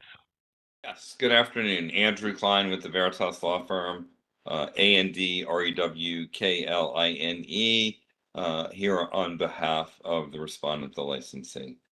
Is your client going to be here today? Is that your client? I see a Bruno on the line. Is that your client, Mr.? Yes. Can the client, Bruno, can you please turn your camera on, and I need you to spell and state your name for the record? Sir, you need to unmute your line, unmute your phone, And please spell and state your name for the record. Good afternoon, Mr. Donovan. My name is Bruno Casu, Bruno, last name Casu, And what's your relationship to this establishment, sir? managing member. All right, thank you. Mr. Mixon? Cameron Mixon, here with the Veritas Law Firm on behalf of the licensee. So that's CAMERON MIXON. Ms. Nelson, can you please identify yourself for the record? The investigator, Mikea Nelson, that is MIKEA, last name NELSON. Good afternoon, ma'am. All right, so this is a show cause hearing. Sole alcoholic beverages while license is in safekeeping. Mr. Othello, are there any preliminary matters in this case? Yes, Mr. Chair. I don't want to speak for the licensee, but my understanding is that we have a limited stipulation as to the authenticity and admissibility of the exhibits at issue, which would be government exhibits 1 through 5 and respondent exhibit 1. And I would just ask for confirmation to make sure I recited that properly and I didn't misunderstand anything. Mr. Chair, I get to second chair this one, so I'm deferring to Mr. Mixon. Mr. He's Mixon. handling this. That's correct. The licensee so stipulates. All right, so what is it? You said exhibit 1 through 5. So what is it that is being stipulated to? The admission and authenticity of government exhibit 1 identified as the case report for this matter. Government exhibit 2 identified as an email from October 25th, 2023 from Kelly Campbell to the licensee. Exhibit 3, the October 25th, 2023 approval of safekeeping. Exhibit 4, the November 20th, 2023 receipt of payment for the safekeeping. Exhibit 5, an email chain between ABCA licensing and the licensee regarding safekeeping, and respondent exhibit 1 identified as email with ABCA licensing. And that is also an email chain. And at this time, based on the stipulation, I would ask that all exhibits be moved into the record. Since the parties have stipulated, so moved without objection that the exhibits are moved into the evidence, in the record. So what is this? From what I see here, this case is, if it's correct, that the respondent allegedly sold alcohol while the license was in safekeeping, and if this is indeed a fourth primary tier, excuse me, if this indeed is a fourth primary tier violation, then by statute or by the regulations, this would be a $30,000 fine and a 30-day suspension. I mean, that's what the statute, basically, our regulations requires if this is indeed a fourth primary tier violation. So, what are we here for? What are we having a hearing on today? Well, Mr. Chair, although the documents at issue are stipulated to, I believe that there are still certain legal and perhaps factual arguments that respondent intends to make, and so the district is prepared to move forward and present its case. All right, so we'll have the government. The government then can present its case. All right. So, does the government wish to make an opening statement? Yes, Mr. Chair. Okay, go ahead, sir. Ladies and gentlemen of the board, this is a case in which there are no material facts in dispute, and in which the facts are extraordinarily clear. The only facts that matter are these. On October 16th, the licensee, Mirror Lounge, applied to put its license into safekeeping. On October 25th, their request was approved and they were so notified. On Friday, October 27th, ABCA received a noise complaint coming from the establishment. On the 27th, 28th, and 29th, the licensee was hosting a series of private events and Halloween parties. At those events, alcohol was served by the licensee. On October 29th, ABCA investigator Nelson responded, advised the licensee that he could not continue operations, and operations ceased. The clear and indisputable facts are that immediately after placing the license into safekeeping, the establishment continued its operation and sold alcohol while in safekeeping. That is a violation that we are here for, and the district will prove that the violation occurred. Thank you. Thank you, Mr. Mixon. Do you wish to make an opening? Yes, I do, Mr. Chair. Go ahead. Thank you. Mr. Chair, members of the board, the record will show that the licensee, Mr. Bruno Casu, principal for 9th Street Lounge LLC, did not violate the charge section 25-102A or the provisions thereof. And it's not clear, we're extremely unsure as to whether that is the right charge based on these facts, but for sake of argument, we'll presume that it is. Hold on, Mr. Mixon. Is your client, I'm not sure if he's still online. I just want to make sure. Is he? It says that he's here. Mr. Casu, if you could please turn your camera back on.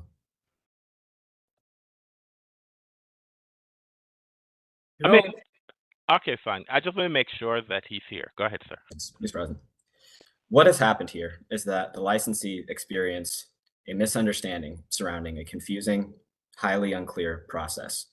In attempting to comply with the law and follow ABCA guidance to the best of his ability, the licensee set foot into a trap that could not reasonably be foreseen.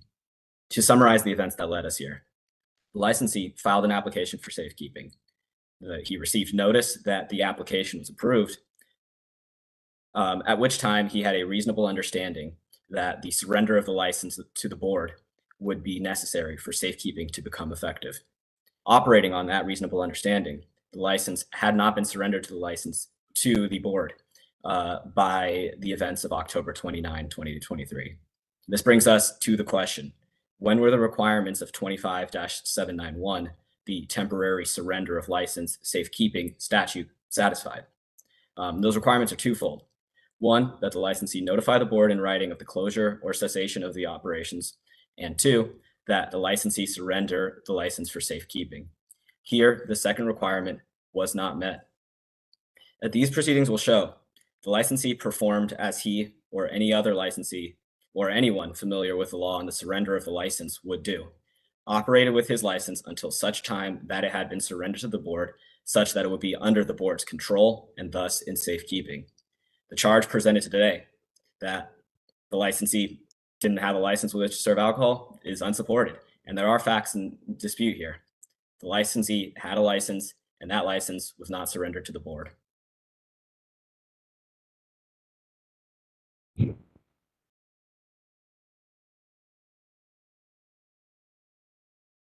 Okay. All right.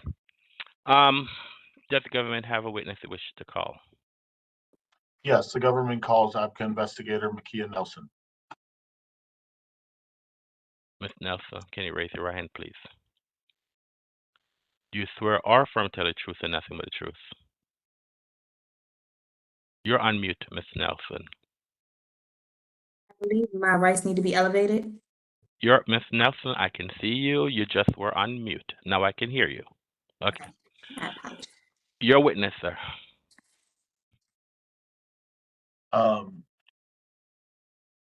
I believe you already introduced yourself and spelled your name. Investigator Nelson, what is your job title? I am an investigator. For ABCA?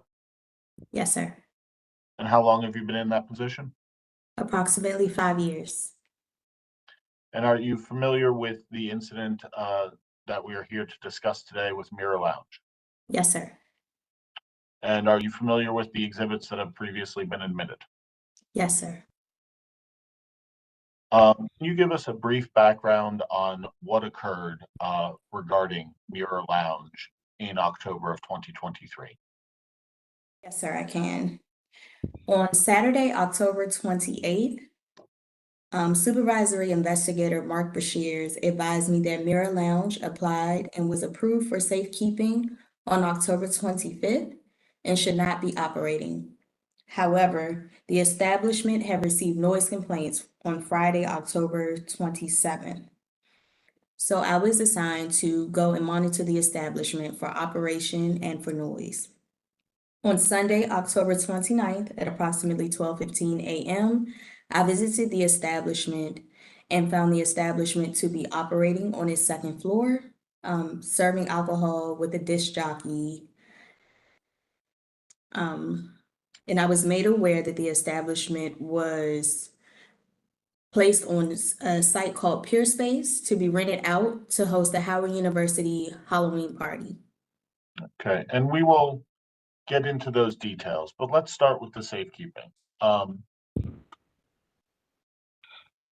Permission to share my screen, Mr. Chair? Mr. Oriana, can you please allow Mr. Pillow to share his screen? Access has been granted.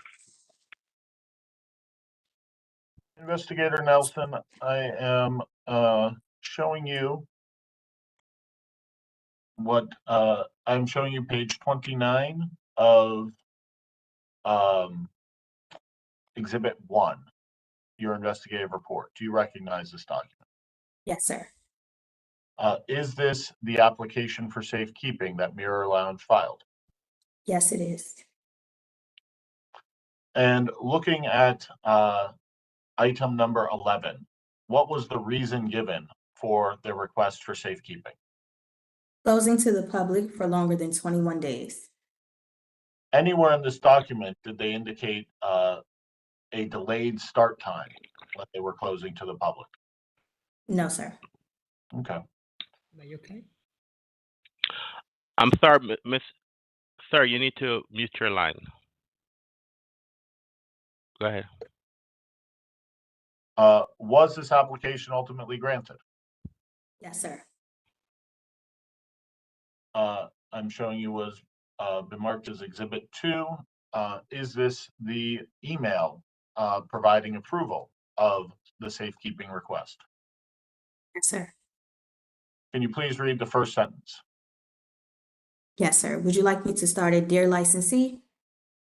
The first full sentence, please, starting with Yes. C. Safekeeping of the reference license has been approved. And I'm showing you Exhibit 3, the attachment to that document. Can you identify this? Yes, sir. Is this the actual approval notice? Yes, it is. And can you read the first two sentences starting with your request? Yes, sir. Your request for safekeeping of the license referenced above has been approved. Safekeeping has been granted through March 31st, 2024. Now, from ABCA's perspective, Investigator Nelson, does this mean that the license is in safekeeping? Yes, sir. And how long will the license be in safekeeping based on this notice? Until March 31st, 2024. Now, looking through the rest of this document, it provides a number of provisions for how a license might be canceled or how safekeeping might be renewed. Is that correct? Yes, it does. Anywhere in this document does it say that there are further steps required for safekeeping?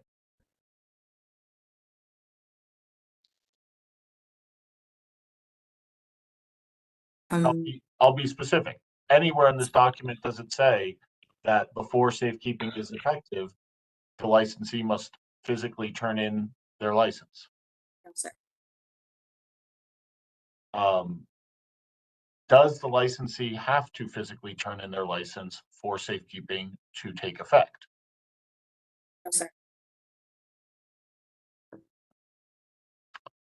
Now, I'd like to turn back to the incident at the time, and specifically back to Exhibit 1, your investigative report. You requested video from the establishment, correct? Yes, I did. And for the board's reference, that video, according to the exhibit witness list, has been separately provided as exhibits 1.1 through 1.5, but are incorporated into exhibit 1 overall. Did the video show the parties that you testified to earlier? Yes, sir. Did the video show alcohol being served by the establishment? Yes, sir. Who did you speak to when you arrived at the establishment? I spoke to Mr. Kasu. Please excuse me if I said that incorrectly. And Miss Christina McGrath. And Mr. Kasu is the individual on the line who's not on video, but was earlier and has the name Bruno displayed currently. Is that correct? Yes, sir. And he is the managing member of the establishment? Identified to me as the owner at the time. Yes.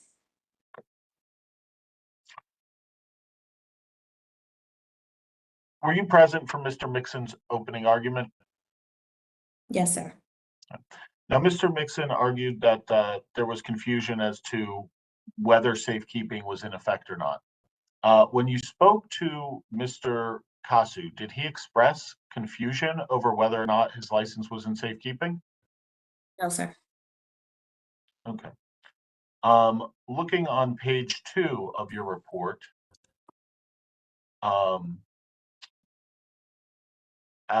starting the top line, Investigator Nelson, did Mr. Kasu admit that the establishment had already surrendered its license to safekeeping? I'm sorry, I did not hear that response. I apologize. Yes, sir.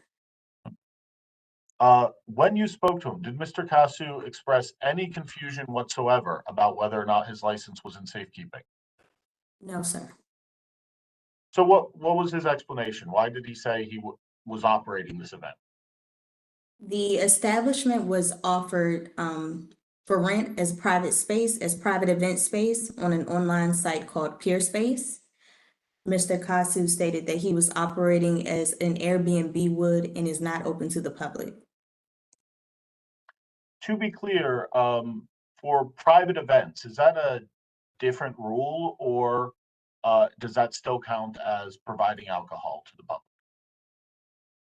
I'm sorry, sir. Could you ask that question once? Objection. Calls for a legal conclusion.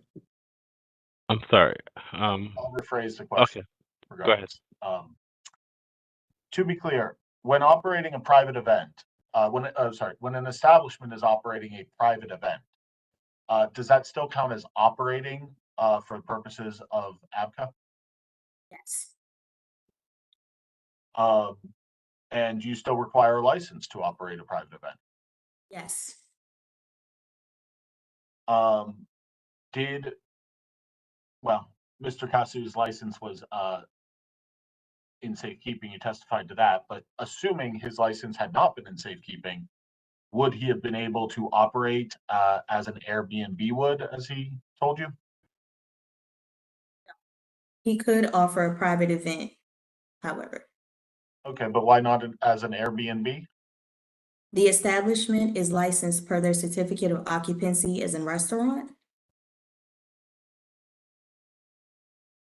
And would they require a different certificate of occupancy to operate the way he told you he was trying to operate? As an Airbnb, yes, but for a private party, no. Okay. Objection. That also calls for legal conclusion. I'll allow the witness responded to the question. Let's move on. Once Mr. Kasu explained to you that, let me scratch that. Why did Mr. Kasu tell you that he was placing the license into safekeeping, or had placed the license into safekeeping?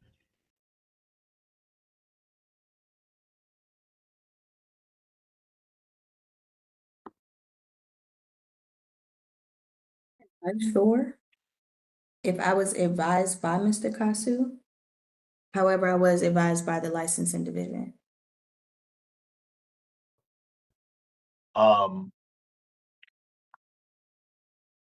After Mr. Kasu explained the whole peer space process and private events, what did you advise him regarding his operations?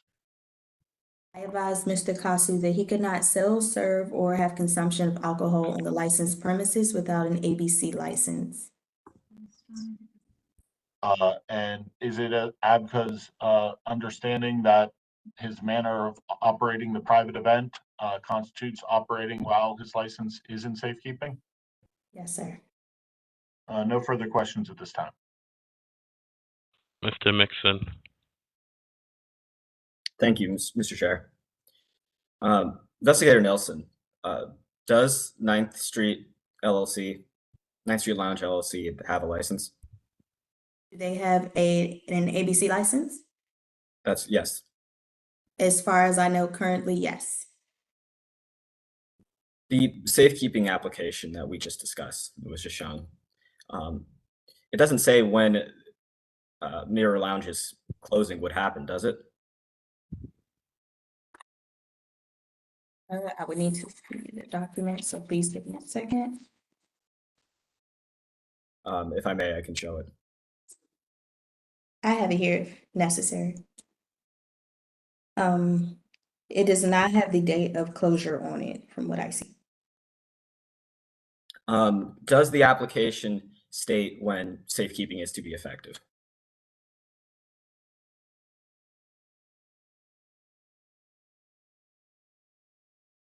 No, sir. Thank you. So if it doesn't say when they're going to close or when safekeeping is effective, why do you conclude that safekeeping was effective at that time? Mr. Kasu was notified via email by Kelly Campbell, as well as through an approval letter by the ABC board by ABCA, letting him know that his safekeeping application was approved on said date, October 25th. At the time of October 29th, the license had not been physically surrendered to the agency, had it? I'm sorry? By the time of October 29th, the license had not been physically surrendered to ABCA, had it? No, sir. It had not, to my understanding. Thank you. So why does your report say that the license was surrendered when you just conceded that it was not? When Mr. Kasu, What's the nature of the objection? First of all, assumes facts and evidence, and second of all, grossly mischaracterizes the language of the report. I mean, I can show the report. It says that at the time, it was Investigator Nelson's conclusion that the license had been surrendered. Mr. Chair, Mr. Mixon is intentionally obfuscating the difference between the physical surrender he is asking about and the legal surrender that is at the issue of the case today. There is no dispute that the physical license had not been turned over. There is also no dispute that the application for safekeeping has been approved. Investigator Nelson testified that when they received notice saying safekeeping has been granted through March 31st, 2024, that means that the license was in safekeeping. By arguing now or asking that her report says the license was in safekeeping, but he hadn't physically turned it over, he is intentionally attempting to confuse those two different versions of events. Well, I believe the investigator can talk about what's in the report. I think what I'm looking at the report, and I think this is a question that's been asked. The report says Mr. Kasu advised Investigator Nelson that the establishment did surrender its ABC license to safekeeping and ABCA. That's what the report states, and I believe that's the question that's been asked. Yes, and so I'm gonna overrule the objection. She can respond to what's in her report. I mean, I think that's what the question is. Whether or not the argument can be a difference, but that's what the report itself states. So Do you want to, is the witness able to answer the question, or we need to move on? Can I reiterate? Sure, go ahead. So you just established that at that time, the license had not been surrendered. So why does the report say that by the time of October 29th, it had been surrendered? Safekeeping application ensues that the applicant is surrendering its license to ABRA, whether that be a physical sense or a, I don't know whether to say a legal sense. The safekeeping application and approval suggests that the applicant no longer will be in control of his ABC license for whatever period of time that they have applied for. Does it say that on the notice letter that Mr. Cassidy received from Kelly Campbell? You can review if you would like to pull it up or not. I can share, yes.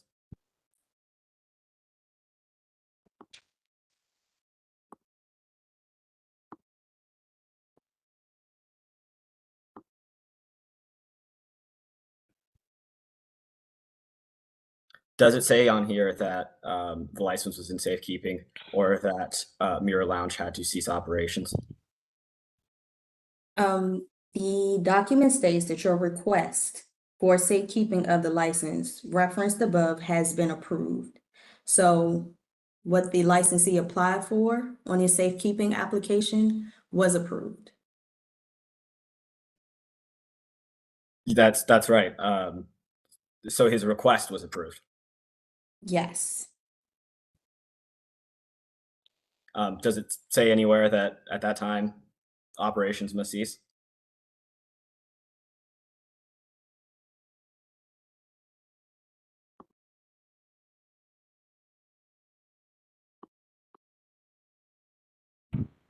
Not on this document. No, sir, it does not. I'm unsure if it says so on the application, the first page of the application that he provided. Does the application state that an effective date of surrender or of safekeeping?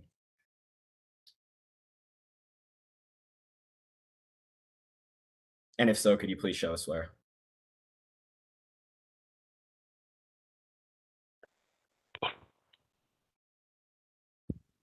Are you asking if it says the words effective date, or does it have a date of the letter that was submitted?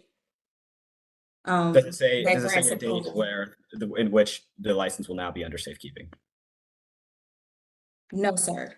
It says it has a date at the top of October 25th, 2023. And then the first sentence of the letter says that your license referenced above has been approved, but it does not say effective date October 25th. No, it does not. And doesn't that mean then, referencing now this letter, which is still on screen, doesn't that mean that you're approved, at which point the license can be surrendered? I'm sorry, I don't understand the question. So as we agree, as has been established in the course of questioning, the request was granted. The request for safekeeping was granted. Yes, sir. And doesn't that mean that you are approved to then surrender the license to ABCA? That means your license has been placed in safekeeping.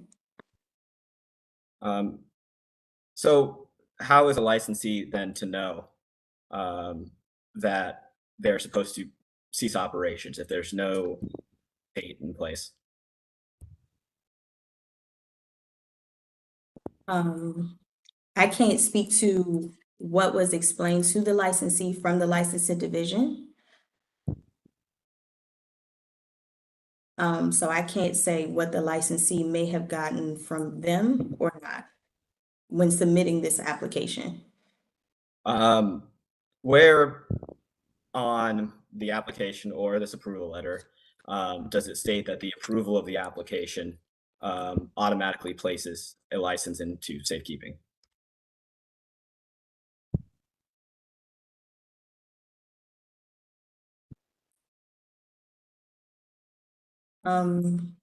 It does not say on the application submitted in my report. It does not. Thank you. No further questions, Mr. Chair. Any questions by the board members? Go ahead, Mr. Short. Thank you, Mr. Chairman. Good afternoon, Investigator Nelson. Good afternoon, Mr. Short.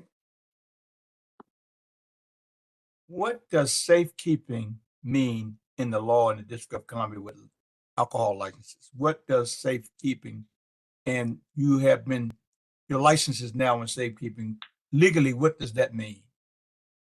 That means you are temporarily ceasing ownership of your license and surrendering it to the ABC board on a temporary basis. Thank you. That's all I have, Mr. Chair. Thank you very much. Thank you, Investigator Nelson. Any other questions by any of the board members? Ms. Nelson, I'm confused. Okay, I'm looking at your report, and you stated that you stated that Mr. Cassis advised you that Mr. Cassis had told you that that whether I'm just stating what your report says, that the establishment did surrender its license. How did you get in a conversation with Mr. Cassis that he was holding an event? How did that come about? When visiting the establishment, I spoke with Mr. Kasu about the event being held. I was made aware that his license was placed in safekeeping. And I then advised Mr. Kasu that his license was in safekeeping, and that he was not to be selling, servicing, offering service or consumption of alcohol on the licensed premise. He advised me that he was not open to the public as he normally would be. However, he was close to the public in offering this space for a private event. Now, did you ask Mr. Cassis who provided the alcohol for this private event? Yes, I did. And so who provided the alcohol? The establishment, Mirror Lounge. So did you ask him why did he provide the alcohol, since if his license was surrendered or in safekeeping, why then did he provide the alcohol? Did you ask him why? No, sir, I did not ask why. Now,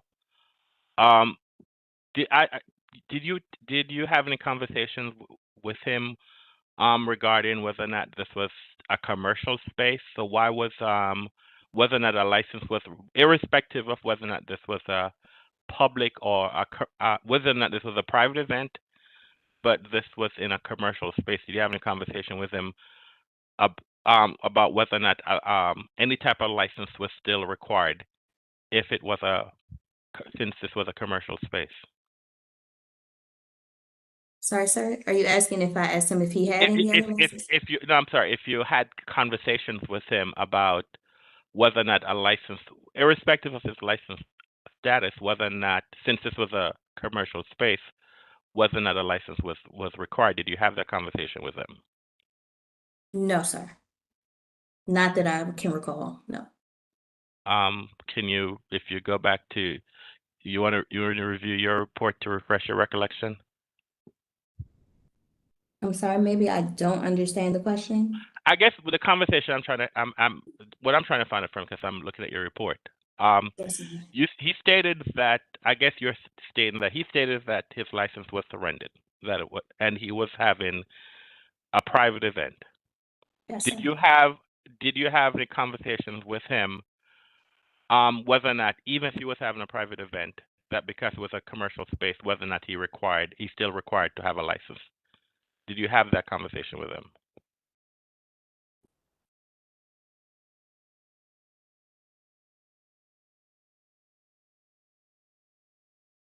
Mr. Chair, I'm understanding that you're asking me if I asked him if he was still required to have a license or if he had any further licensure Yes. to operate the event. Yes.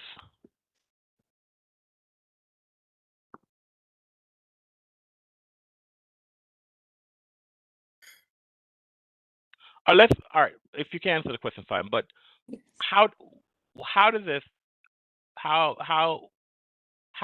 conversation come about regarding I'm operating an Airbnb. What is that? How does that conversation come about? I'm just trying to figure it. Was this your words or his word? How does that come about? This was Mr. Kasu's words. Upon entering the establishment, I noted that patrons were showing their phone with a QR code to enter the establishment. Upon speaking with Mr. Kasu, he advised me that, again, this establishment was not open to the public. It was open for private event in which it was rented out on Peerspace, which is a website for people to host parties. In order for patrons to enter, they will have to purchase tickets online and show a QR code to enter and attend. So this was not a public event, this was a private event, and he had rented out the space, however, provided the staff and the alcohol. So why did he talk about he was operating, or was it your word or his word that he was operating an Airbnb? His words. And so what's the relevance of operating an Airbnb? What does that have to do with whether or not he could sell or serve alcohol in the space? Mr. Kasu, I believe, was trying to establish that he was renting out the establishment and not acting as necessarily a tenant of the establishment. So this was not in his normal capacity to operate.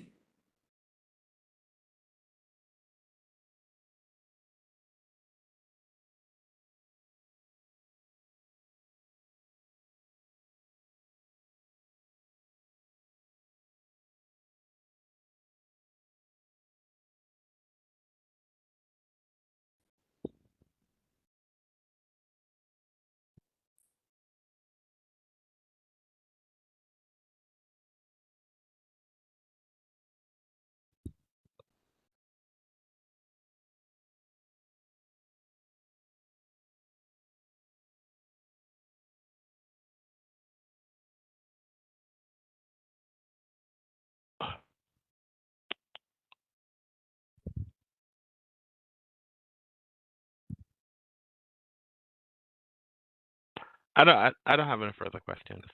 Mr. Mixon, do you have any questions? Any redirect of the witness based on the questions that were asked by the board? Ms. Nelson, in the conversation with the licensee that you just described, if there was something confusing about his representations to you, do you think it's possible that he was nervous at the time because he was told he might be in violation of the law? Objection, speculation. I calls for a personal opinion. Well, also irrelevant. It speaks to the truth value of the representation he was making. I'm going to sustain the objection. Let's move on. No further questions. Mrs. Pillow. Investigator Nelson, is it necessary to physically hand over the license for the legally effective surrender to take place? Objection. What's the nature of the objection? That's a legal conclusion. Mr. Chair, this is an ABCA investigator testifying to the violation and explaining, as she has done in great detail, what constitutes a violation for ABCA. She can certainly say why ABCA determined that the method of operation after safekeeping had been approved was a violation, regardless of whether or not physical surrender happened.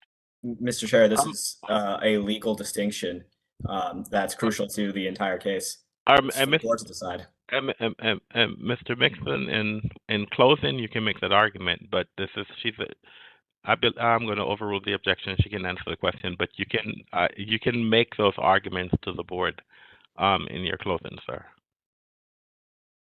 So I'm overruling the objection. If the witness can answer, then she can answer the question. So, as part of your investigation, does ABCA consider? Oh, I think I lost my investigator, or at least her video. Are you there, Miss Nelson? Okay, go ahead. As part of the investigation, does ABCA consider the license to be in safekeeping once safekeeping has been approved and before the license has been physically turned over? Could you repeat that one more time? My WebEx is going in and out. As part of your investigation, does ABCA consider the license to be legally surrendered upon approval of the request for safekeeping, even before the physical surrender has occurred? Yes, sir. I'm going to show you Exhibit 3 one more time. I'm sharing my screen now. Are you able to see Exhibit 3? Yes, sir. Looking at this second sentence, safekeeping has been granted through 3/31/2024.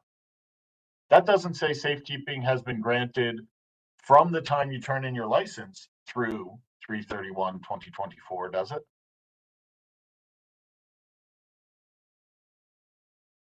Investigator?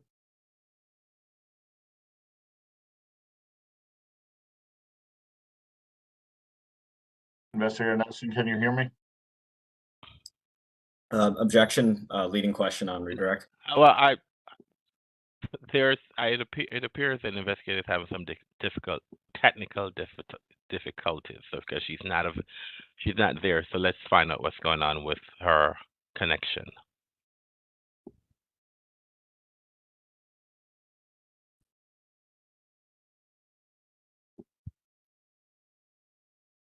Thank you.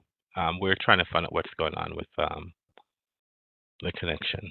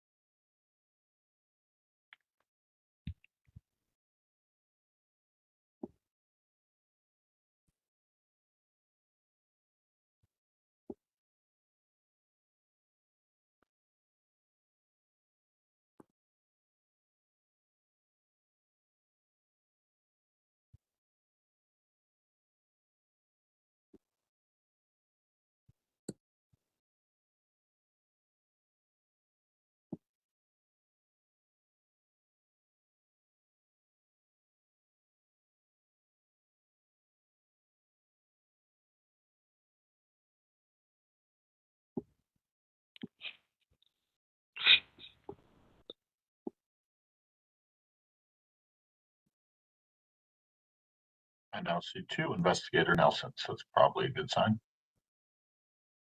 I apologize. I have returned.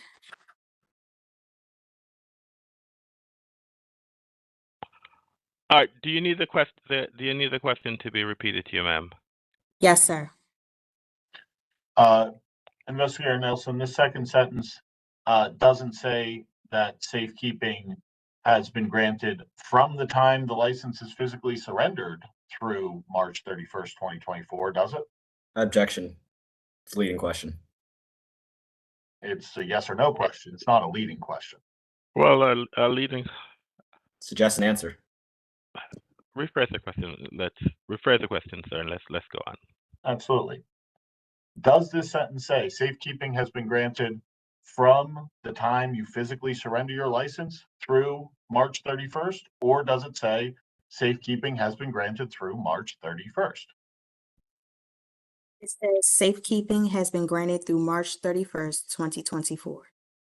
And does ABCA interpret that to mean safekeeping has been granted from now, the date of the letter, through the date it says? Yes, sir. Okay.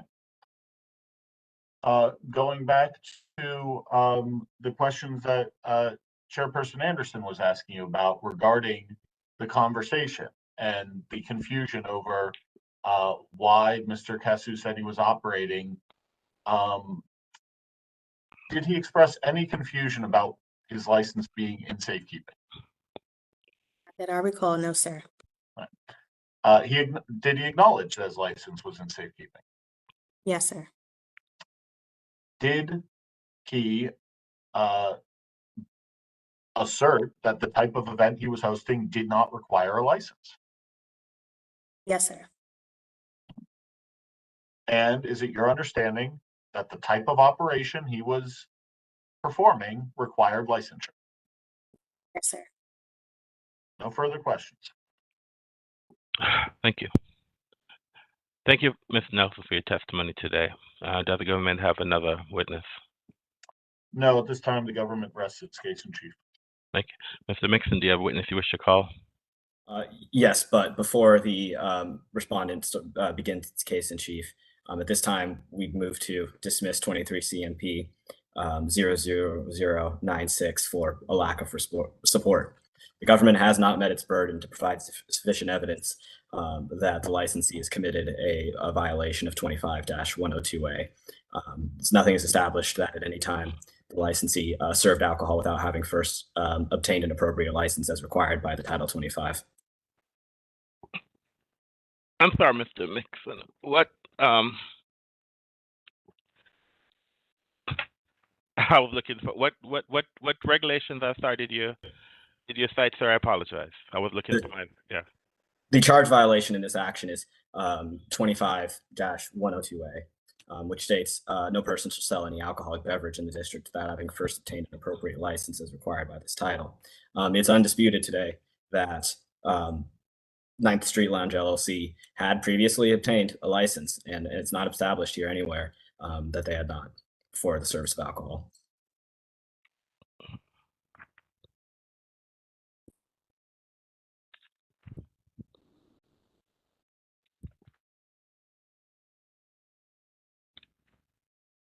The board is not going to make a decision. I'm going to deny your motion at this juncture, but we will the board will consider the motion that's filed in our decision that's issued. Okay. All right. Okay. Thank you, Mr. Chair. The respondent now calls Mr. Bruno Casu, the principal for 9th Street Lounge LLC. Mr. Casu, you need to come back on camera, sir. I'm having difficulty with the Wi-Fi. Can you hear me? I can hear you, sir. Okay. I guess I did see you before, and so I know what you look like. So can you raise your raise your right hand, sir? Certainly can. Do you swear or affirm to tell the truth and nothing but the truth? Yes, I do. Can you do me a favor? Can you? I think credibility is going to be an issue that the board needs to make a determination. Can you? Let's get off the record for a minute for you to see if you can fix your camera. Okay. So. All right. And we're off the record, yes? We're off the record for a couple of minutes. I need him to, maybe he can log back off and come back on. So I want to see him while he's testifying. If that's not a possibility, then fine. Mr. Casu, are you on a computer or a mobile device? I'm on a computer. On a computer, okay. If it was a phone, I'd suggest a workaround, but. I'm going to follow the suggestions of the chairman. I'm going to turn it off and get back on and see if that improves the connections. Okay.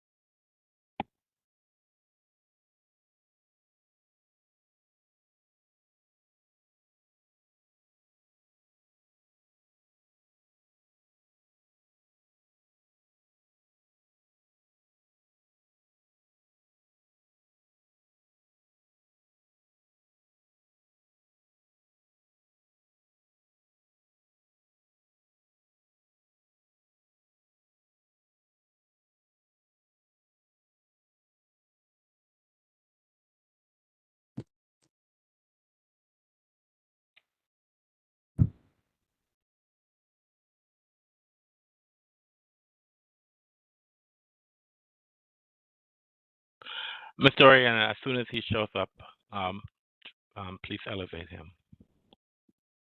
Will do.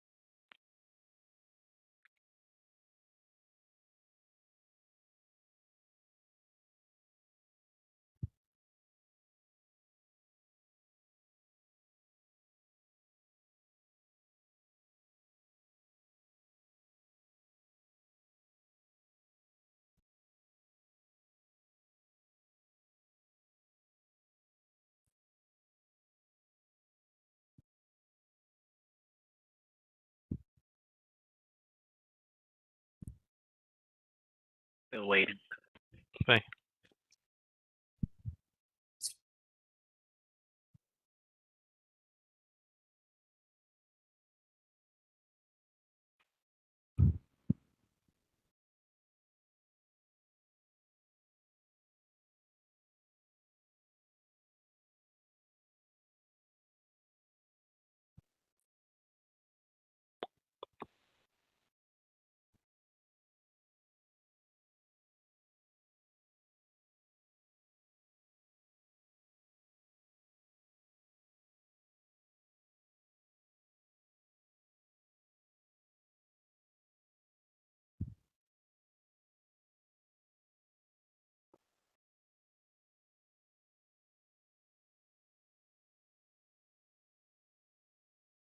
Mr. Mixon, do you know what's going on with your client, sir?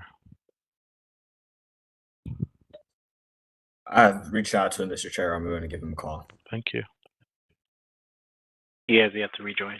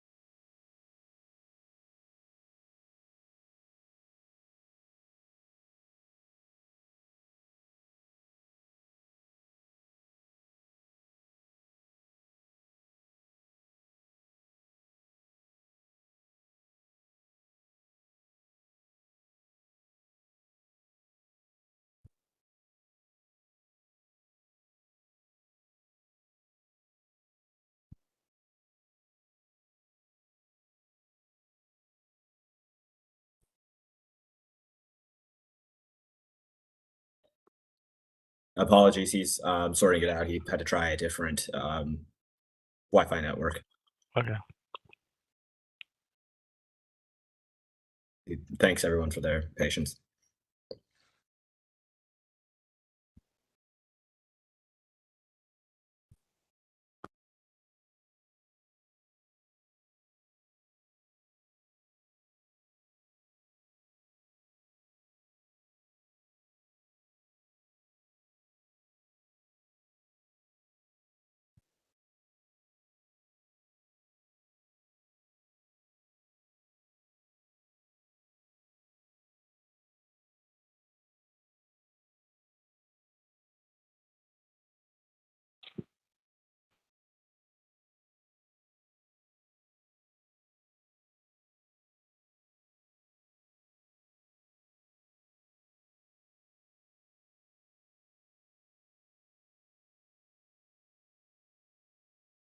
Still waiting. Mm-hmm.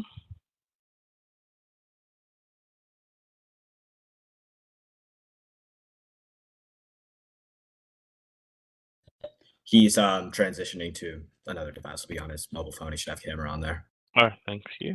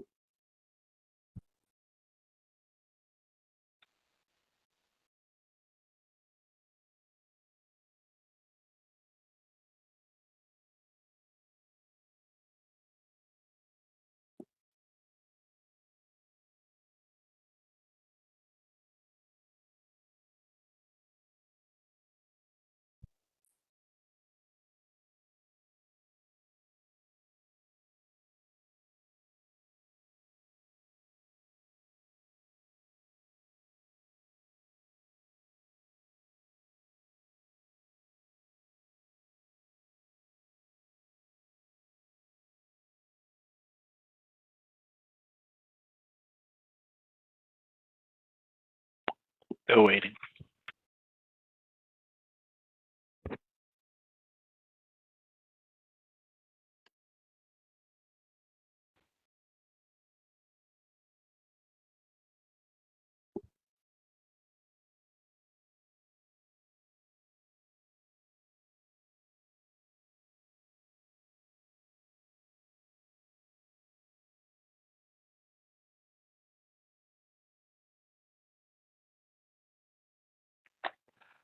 Mr. Casus, are you there?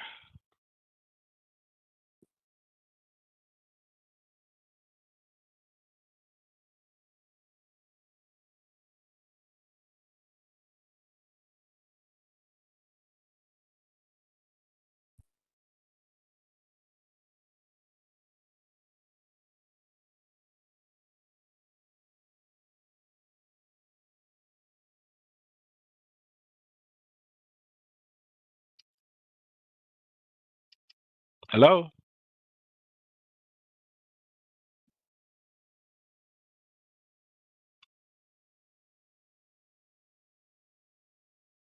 He is unmuted, but not sure what his issue may be. Thank you.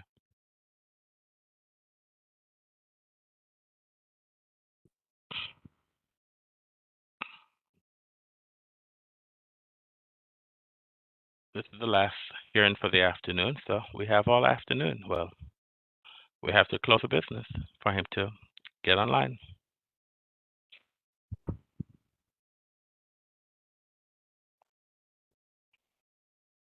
Mr. Mixon, I would suggest if he could move close to a router or a window.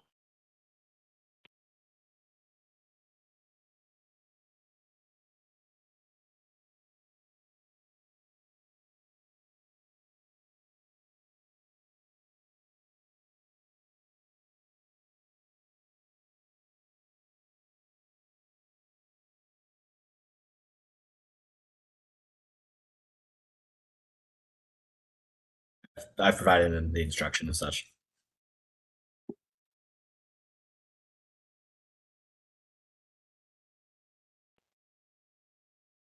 He doesn't have to be in video. He can be even call-in at this point. Okay, so as long as we get him online, if he's a call-in, I will work with that. I prefer to see witnesses, but I've seen him, so I know what he looks like. But if he wants to do a call-in, we can do that, so we can resume. Mr. Cassidy, can you hear us?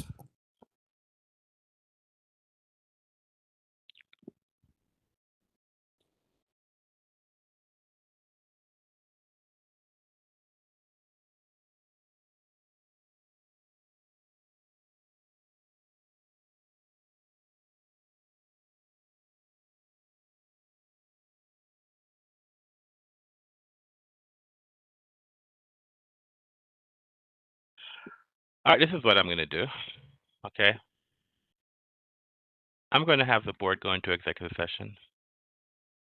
And once he's online, we will come back. So we're off the record. I'll ask all board members, let us go into executive session. And I will ask our IT specialist to let the board know once he returns. Okay? All right. Thanks. Mr. Chair, Yes, sir. may I request a 5-minute recess while you go into executive session? All right. It's 2:41. We have been off the record. We will stay off. We'll come back at 3 o'clock. Okay? We'll stay. Is that too much time or 10 minutes? Or tell me, 5, 10 minutes. Which one? I was just asking for 5 minutes, All right. but 2:50. We were back on the record at 2:50. Hopefully by that time he can either be on camera, he can be a call-in, however he needs to do. We're off the record until 2:50. You know what? The board doesn't need to go into executive session. We're just off the record until 2:50. Okay? I suggest everyone we're off the record until 2:50. All right, thanks. thank you, Thank you, Mr. Chair.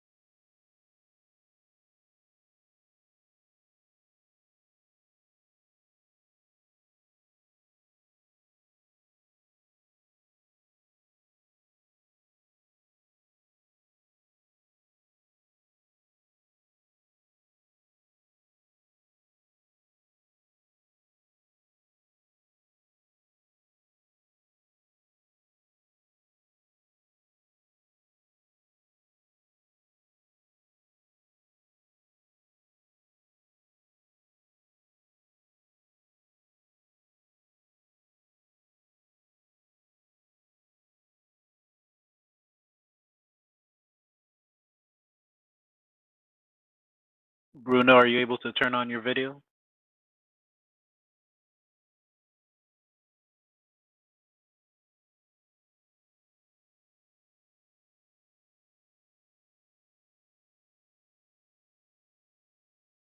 Bruno, are you able to unmute?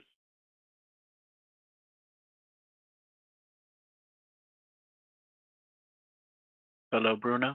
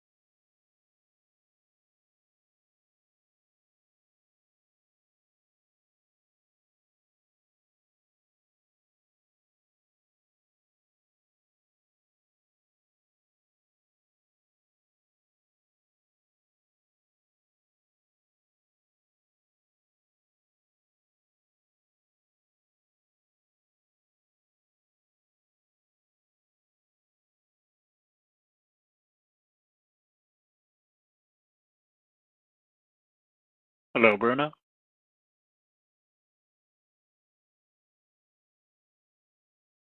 Bruno, can you hear me?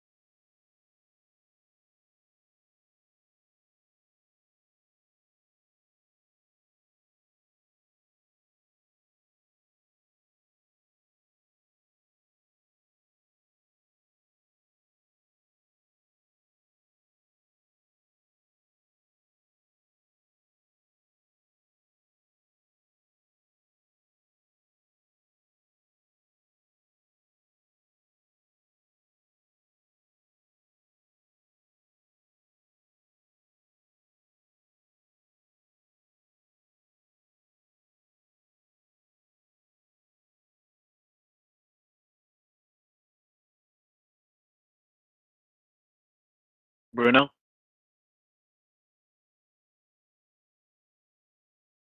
Hello, Bruno?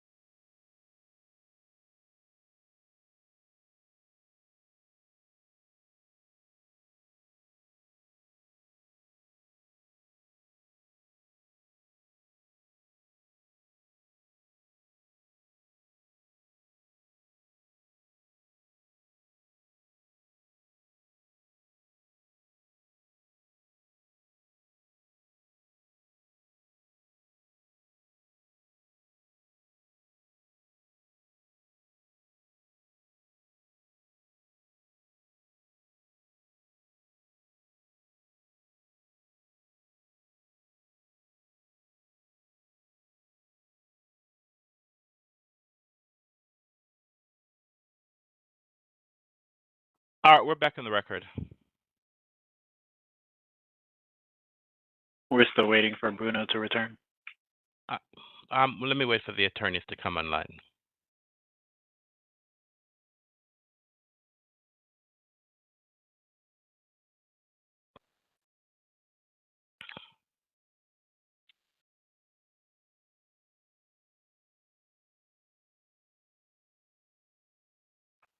Mr. Mixon, what's going on with your client, sir?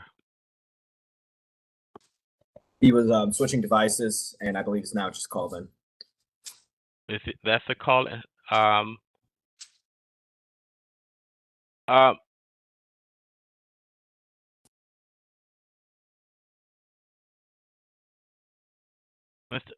Art,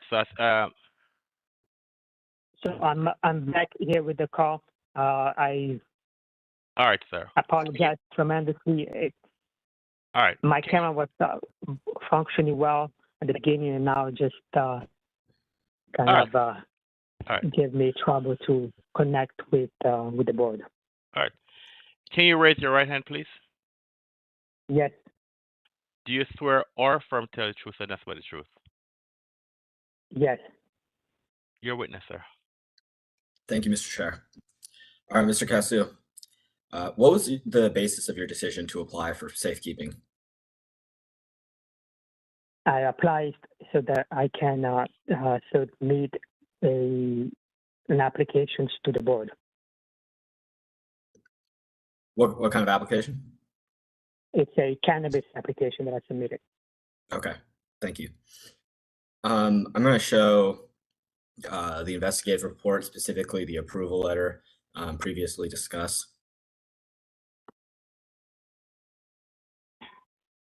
So,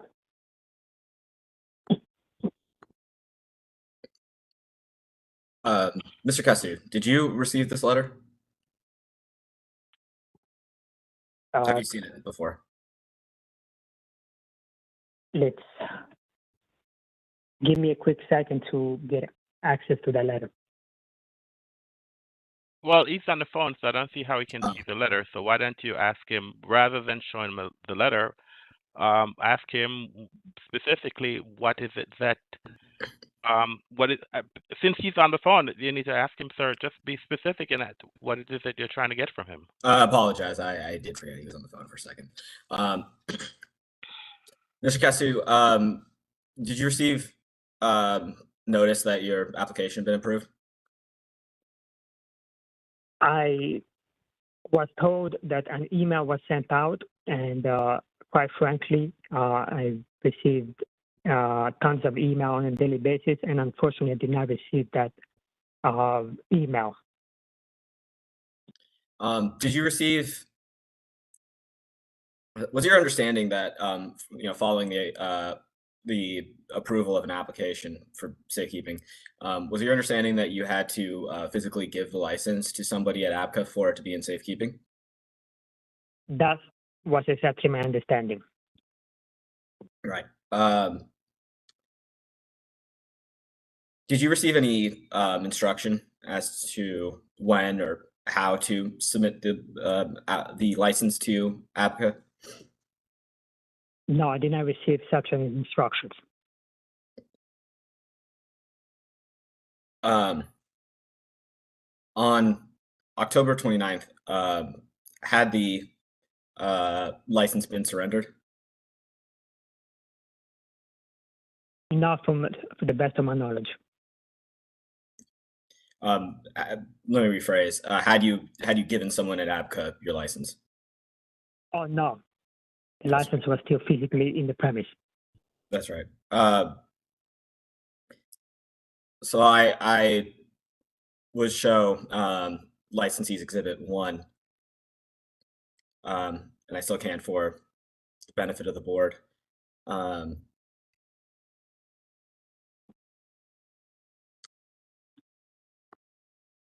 I'm sorry, Mr. Mixon. What did you just say? I think I missed something. Oh, my intention, provided that Mr. Casu could see it, is to show respondent Exhibit 1. Well, I don't believe he can see it, so I think you need to, in preparing your client, he should know what documents we're talking about. So I think just describe the document to him and ask him whether I thought that there was both parties agreed.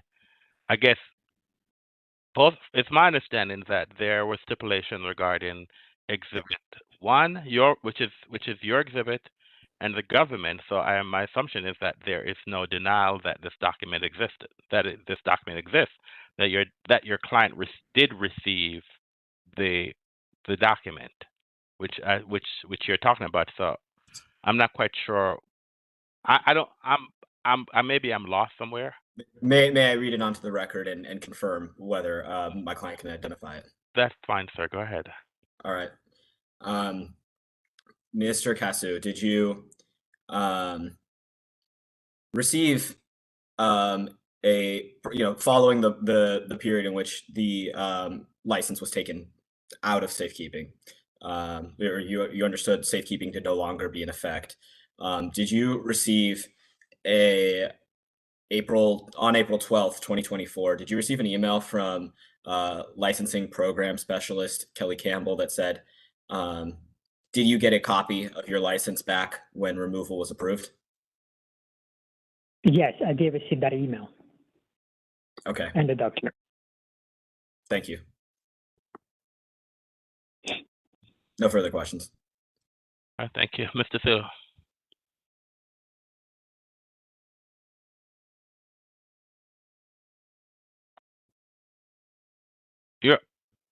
You're unmuted. Are you unmuted? Thank you, Mr. Chair. Okay, thanks. Mr. Casu, this is Assistant Attorney General Anthony Sello on behalf of the district. If you can hear me, I have a few questions for you. Sure.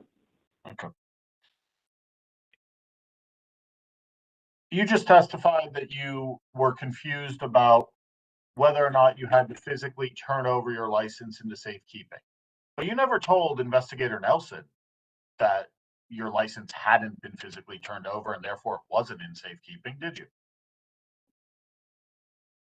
She never asked me if the license was ever submitted to safekeeping.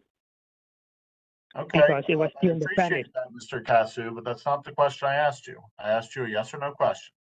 You never told her that when she visited, did you? I directed her to the license directly.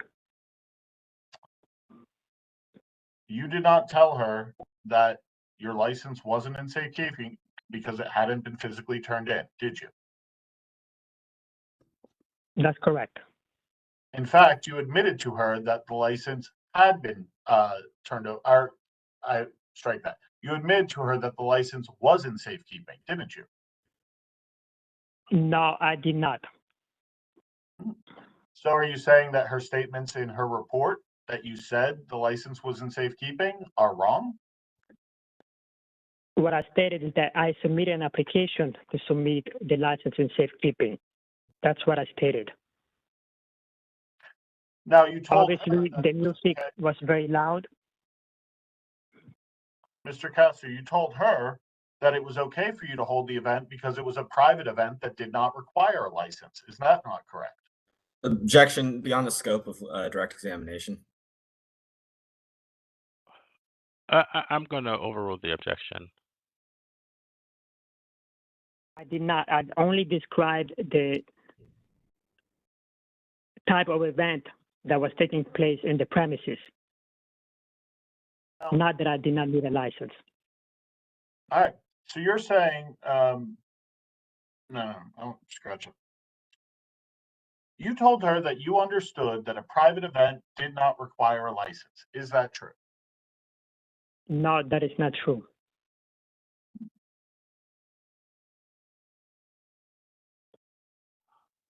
You told her that you believed the venue could be rented for private events if it was closed to the public. Is that not true? Objection, Mr. Chair, this has nothing to do with the direct examination. Mr. Chair, if I may respond, the entire case and their direct examination was why he thought he could operate on this date in question. The reasons that he gave today are wildly different than what he gave Investigator Nelson. This is absolutely right for cross-examination. As rebuttal, Mr. Chair, the case is about whether he had a license and whether the license was surrendered to ABCA. That's the extent to which I spoke about or questioned him about was his understanding of the process. The question should be confined to the process that took place and his knowledge of it. Well, I'm going to overrule the objection. I mean, you put your witness, you put him on, you put him on the stand, and so these are fair questions that needs to be answered. I mean, I think that I'm confused. I need to get I mean, I know that you're trying to make a legal argument, but if now there's well, we started off that there's stipulation on the documents by both sides. So with the stipulation on the documents, then I was not aware that the assertions in the documents were questionable. That there were no agreement on the assertions in the document, and now we're being told that. And there was, I mean, there's no objection when I asked the witness something. I'm sorry. I asked the To clarify, we investigator stipulated the authenticity of the documents, All right. not all conclusions that can be reached from them. All right. As I said before, I'm going to overrule the objection. You can answer the question if you can. All right. You need me to repeat the question, sir? Yes, that would be great. Thank you. You told Investigator Nelson that your understanding was that the venue could be rented for private events if it was closed to the public and operated in a private capacity when your license was under safekeeping. Did you not? Those were not the words that I used. Okay. And it's not just Investigator Nelson that you told this to. You told this to other officials at ABCA, didn't you?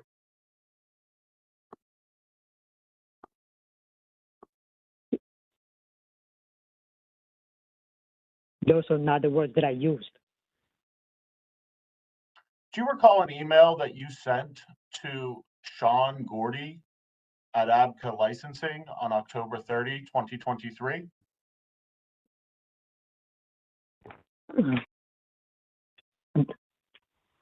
I don't recall the emails. I mean, I've sent many emails. That's fair. Do you recall emailing with Mr. Gordy? Sean Gordy. Yes. Do you recall emailing with him?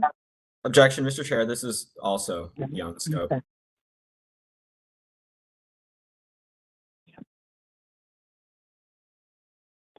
I asked the limited I know. questions. I know. All right. I'm gonna sustain the objection because I'm not quite May sure. I respond? I don't understand where we're going with this email, but Yeah. all right. I don't understand where we're going with it with an email. So all right, you can respond. I'm going to withdraw my sustaining the objection pending your response. Mr. Chair, Mr. Kasu not only made the statements that I read to Investigator Nelson, the district's contention is that on the same day, several hours after he spoke to Investigator Nelson, he emailed those exact same questions with that exact same language that he is saying he never said to Sean Gordy. I intend to impeach him on his statements and to demonstrate to this board that there was no confusion over whether the license was in safekeeping. The only arguable confusion is whether or not you can operate a private event without a license, which I will demonstrate you cannot. The fact of the matter is, Mr. Kasu is changing his story dramatically now that the charges are pending against him from what he said at the time, and I am well within bounds to question him about that and to impeach the statement he just made that those were not his words. And as a proffer, I will be reading his exact words, and it is a direct quote of what I just said. And the document that you're referring to, this is not, the document is currently not in evidence. Is that correct? It is in evidence, Mr. Chair. Which one is that, sir? I am reading off pages 8 and 9 of Exhibit 1.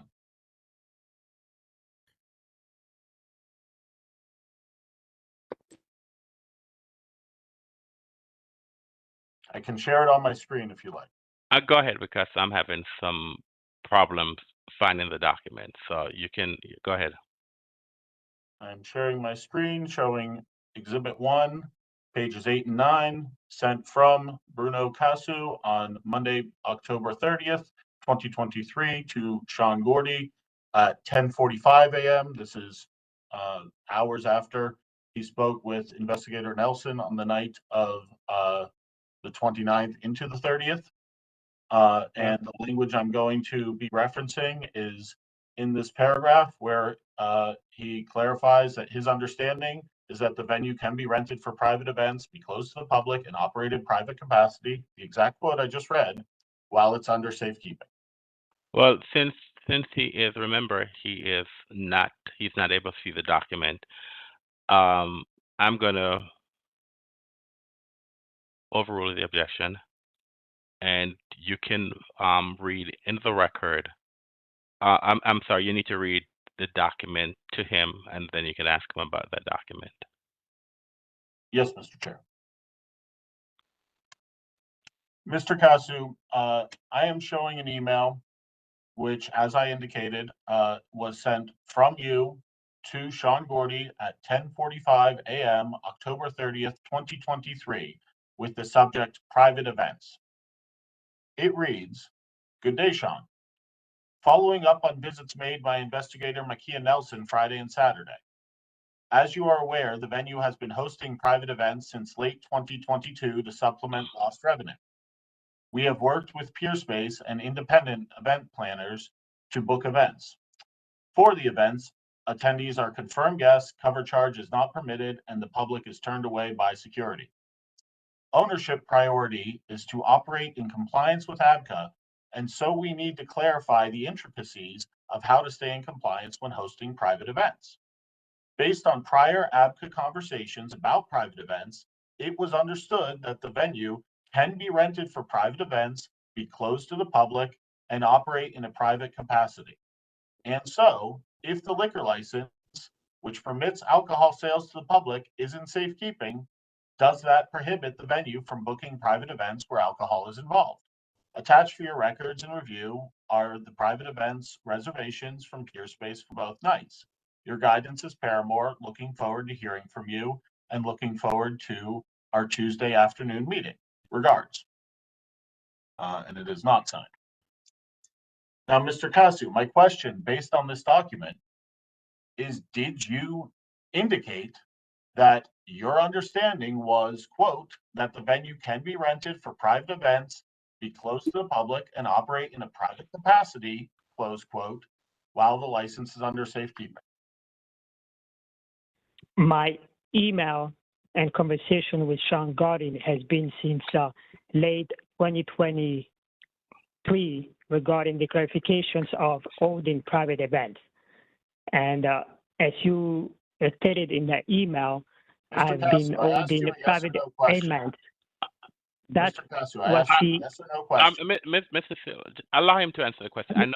Allow him to answer the question. Please let him answer the question, sir. Yes, Mr. So, thank you, Mr. Chairman.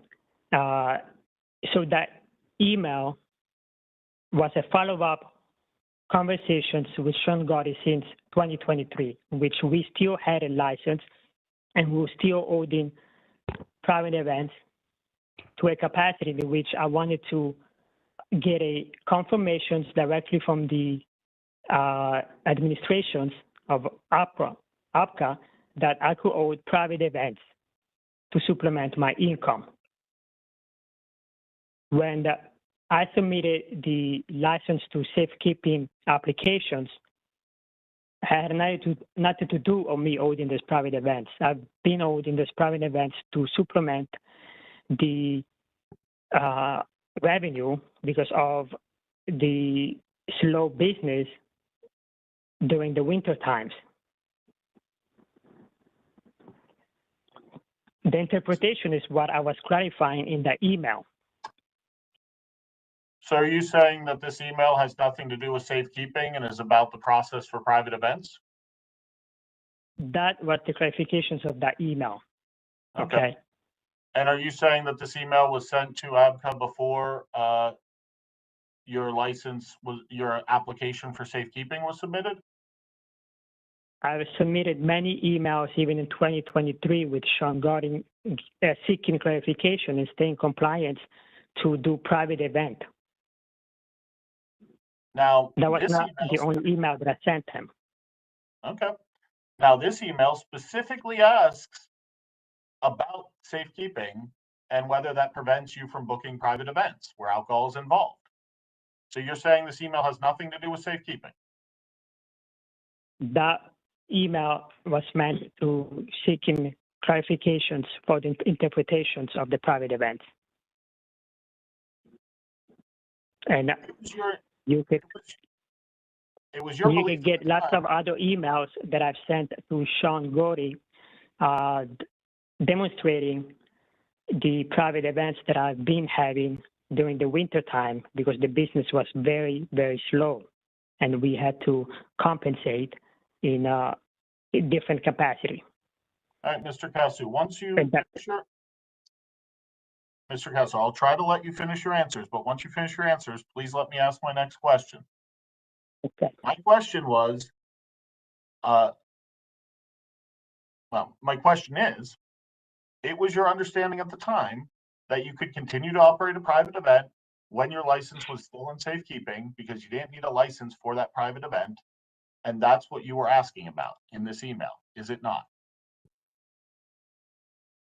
That was not the intentions of that. It was to clarify the extent of the private events that can take place to stay in compliance with the ABRA.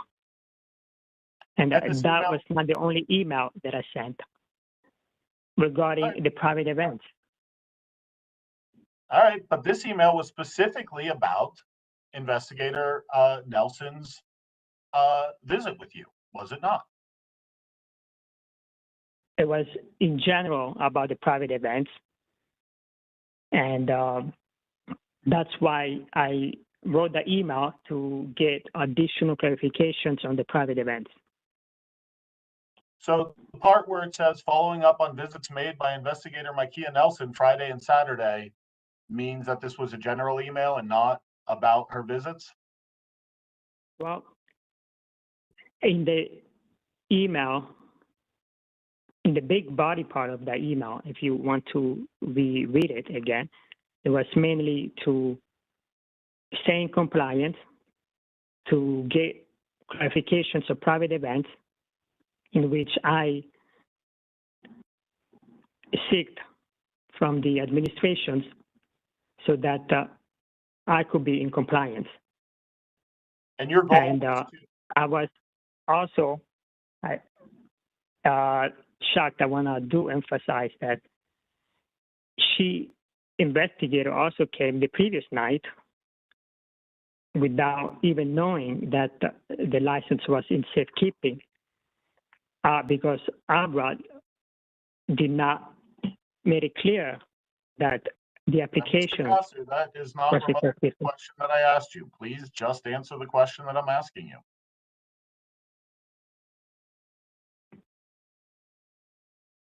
Sure. Your understanding and your desire with this email was to demonstrate that you could continue to operate private events while your license was in safekeeping. Yes or no? Objection, Mr. Chair. This has been asked and answered. No. I mean, I repeated myself many times. That email was to get clarification from the administration. All right. I'm good. The witness has the question. Mr. Casu, if I need to listen closely, if the government asks a question and if your attorney says objection, sir, I need you not to say anything until the lawyers have made their positions, and then I will make a decision, sir. Okay? Okay, I apologize. Thanks for the clarification. Sir, this is not an apology. That's why you have an attorney, sir. The attorney's here trying to protect you. So If the government asks a question, if your attorney objects, sir, you do not answer the question until I make a ruling. Okay? All right, sir. All right. Okay. Okay. Do you have another question, sir? Yes, Mr. Chair. You received a reply to this email, correct? That I do not recall. I may have. Okay. Now, about an hour, less than an hour after you sent the email, I am showing on the screen, and I'm going to read to you because I know you cannot see it. Sean Gordy sent a reply at 11:33 a.m., also on Monday, October 30th. And in his reply, he says, Bruno, thank you for your message. I am aware of the ensuing investigation into Mirror Lounge selling and serving alcohol without a license. I am also aware, as you are, that Mirror Lounge's liquor license has been approved by the ABC Board for safekeeping on October 25th, 2023. As such, to have been operating, selling, and serving alcohol after placing the license in safekeeping is in direct violation of regulations. To be specific, the sale and/or service of alcohol is prohibited in any capacity, private or not, while the license is in safekeeping. What you are not understanding from our conversation is the fact that no alcohol can be served in any capacity at any commercial establishment without a license. Regardless of the ownership's priority, it is your responsibility to always maintain proper licensure when serving alcohol. My guidance, quotes, at this point, pursuant to regulations, law, statute, is to 1, remove Mirror Lounge license from safekeeping, or 2, for future, quote, events, follow the protocol pursuant to obtaining a 1-day temporary license for each event. The ABC Board will review each temporary license application and approve or deny based on the merit of the event. Lastly, you must immediately cease and desist from the sale and service of alcoholic beverages at Mirror Lounge while the license is in safekeeping. Now, this email told you that you could not host private events while under safekeeping, did it not? That is the information that is stated in the email. Now, you didn't respond to this email and say, that wasn't what I was asking about. I was asking about, is my license already in safekeeping? You didn't respond to this saying, I haven't physically turned over my license. What are you talking about? You didn't ask any of that, did you?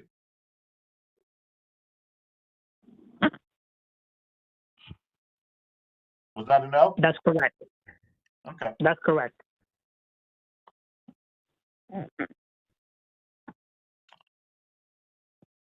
I am no longer sharing my screen.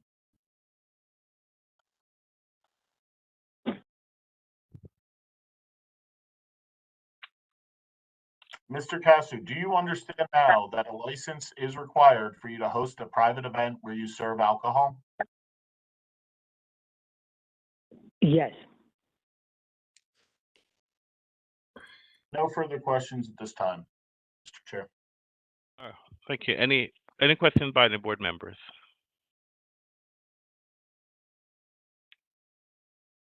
I don't have any questions. I don't want to beat I don't want to beat a dead horse, so I will I won't have I don't have any questions to ask. Do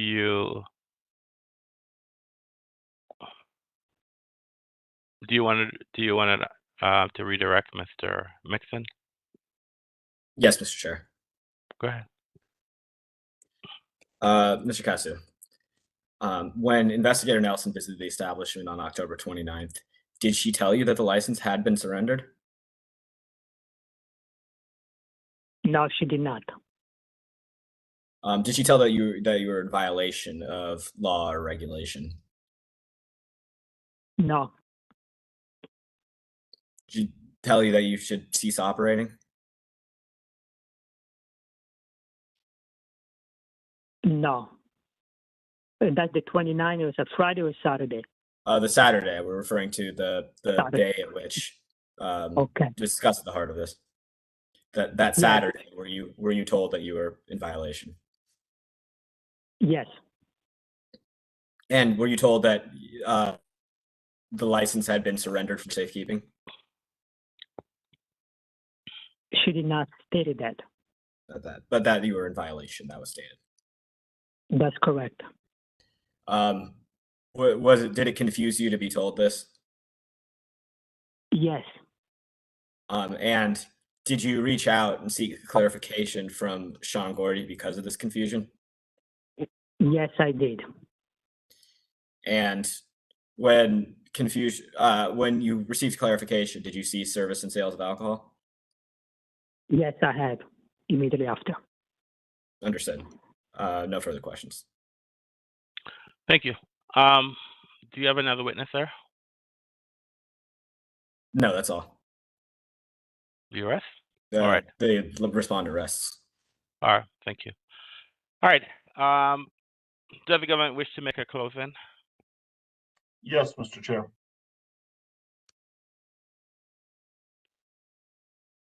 Go ahead, sir. Please, the board. Gentlemen of the board, this is a very straightforward case.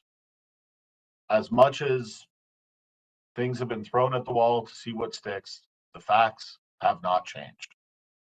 On October 16th, the establishment applied for safekeeping. On October 25th, it was granted. On October 27th, 28th, and 29th, the establishment hosted private events where it served alcohol in violation of ABCA rules. The argument that has been made and that I anticipate will be made is that Mr. Casu was confused. He was confused about when safekeeping was effective. There's nothing confusing here. The approval letter clearly states that your license, let me just read it directly. Safekeeping has been granted through March 31st, 2024. That's as clear as can be. What's notable here is that Mr. Casu is a sophisticated operator of an establishment.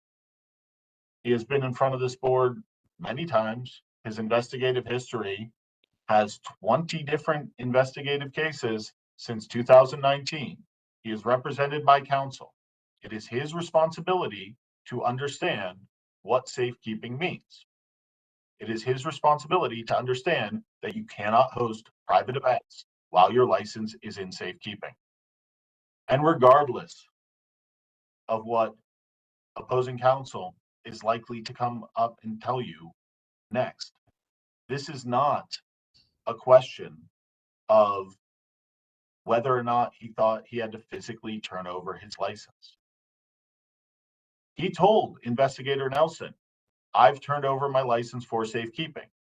That last line of questioning that just happened, did Investigator Nelson tell you your license was in safekeeping? No, she did not. Well, why is that?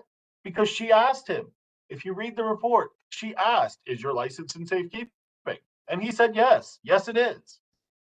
The thing that he appears to have been confused about is whether or not he could host a private event without a license. There was no question as to whether his license was in safekeeping. Now, represented by counsel, facing a $30,000 fine and a 30-day suspension, now he claims to have been confused about something else entirely. But the facts do not support this. Now, he claimed that all of those statements in the report were false. He said he never told Investigator Nelson any of the things she reported.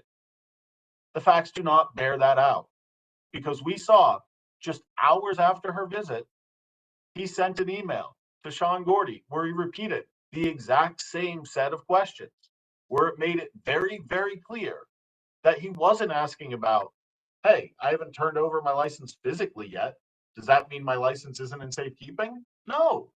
He asked, can I have a private event even if my license is in safekeeping? That's what he was trying to do. That is a violation. There is no dispute that that is a violation. There is no argument that you can have a private event when your license is in safekeeping. Everything else that has been argued is smoke and mirrors. To the extent that the licensee intends to argue that the process is confusing or that notice is insufficient, those are Fourth Amendment arguments. That's due process argument. That's not something this board has jurisdiction to address. There's a number of cases, Stackhouse, Rima, Zelvin. The board cannot invalidate a statute. All it can do is determine if a violation occurred and apply the law as written. The license was in safekeeping.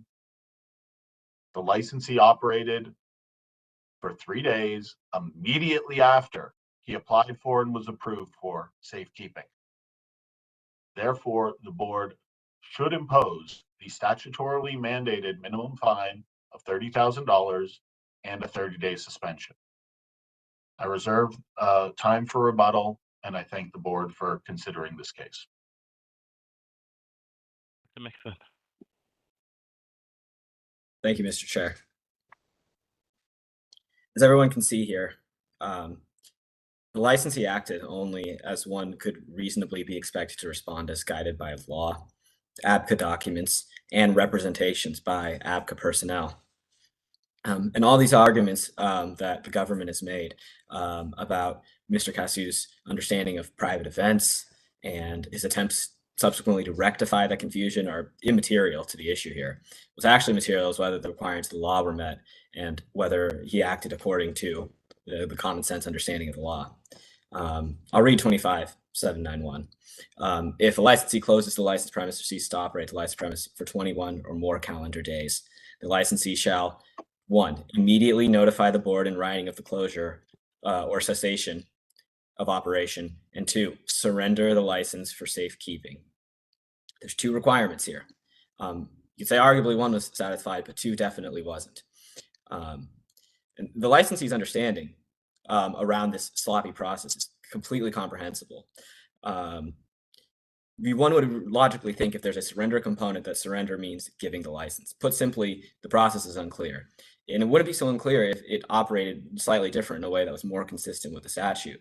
For one, you have a safekeeping application that does not provide a date in which the period of safekeeping is to become effective.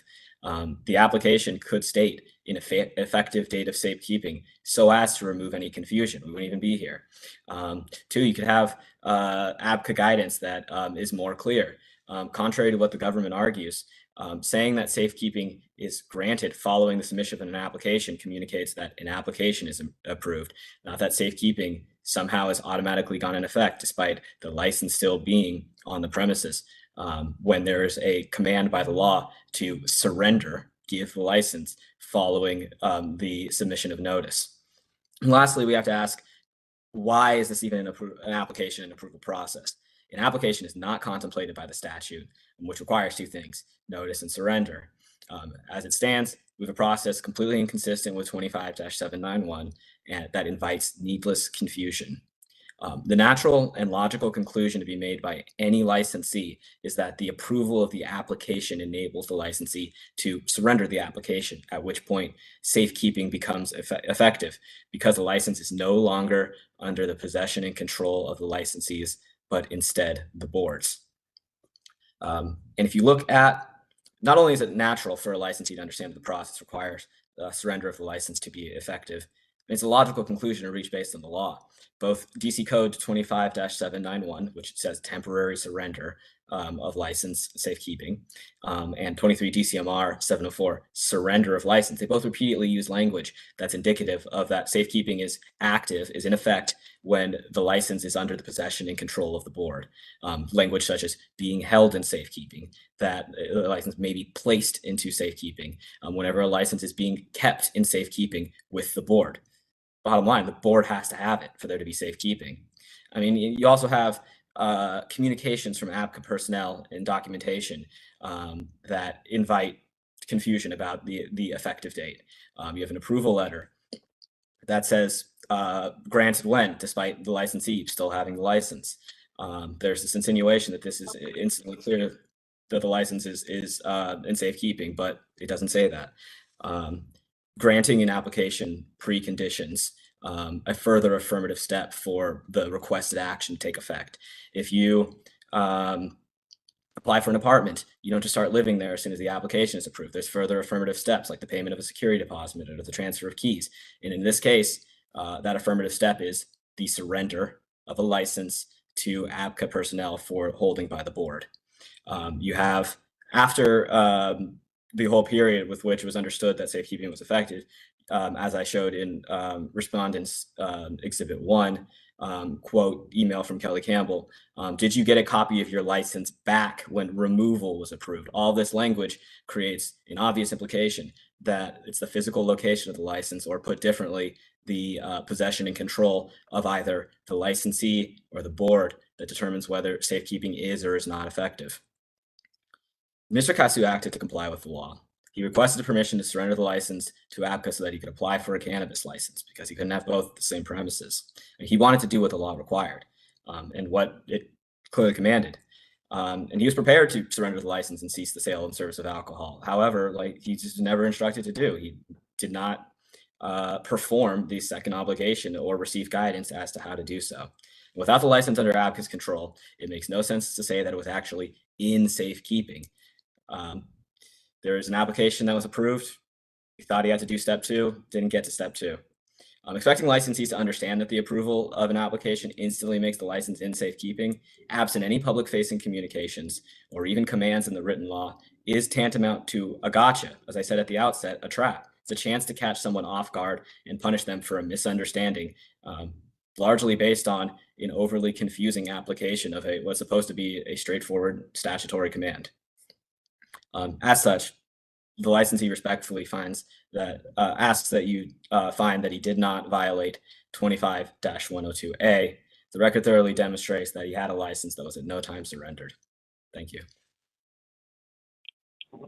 I wanted to ask a question, but I'm not, which I've never really asked before, because you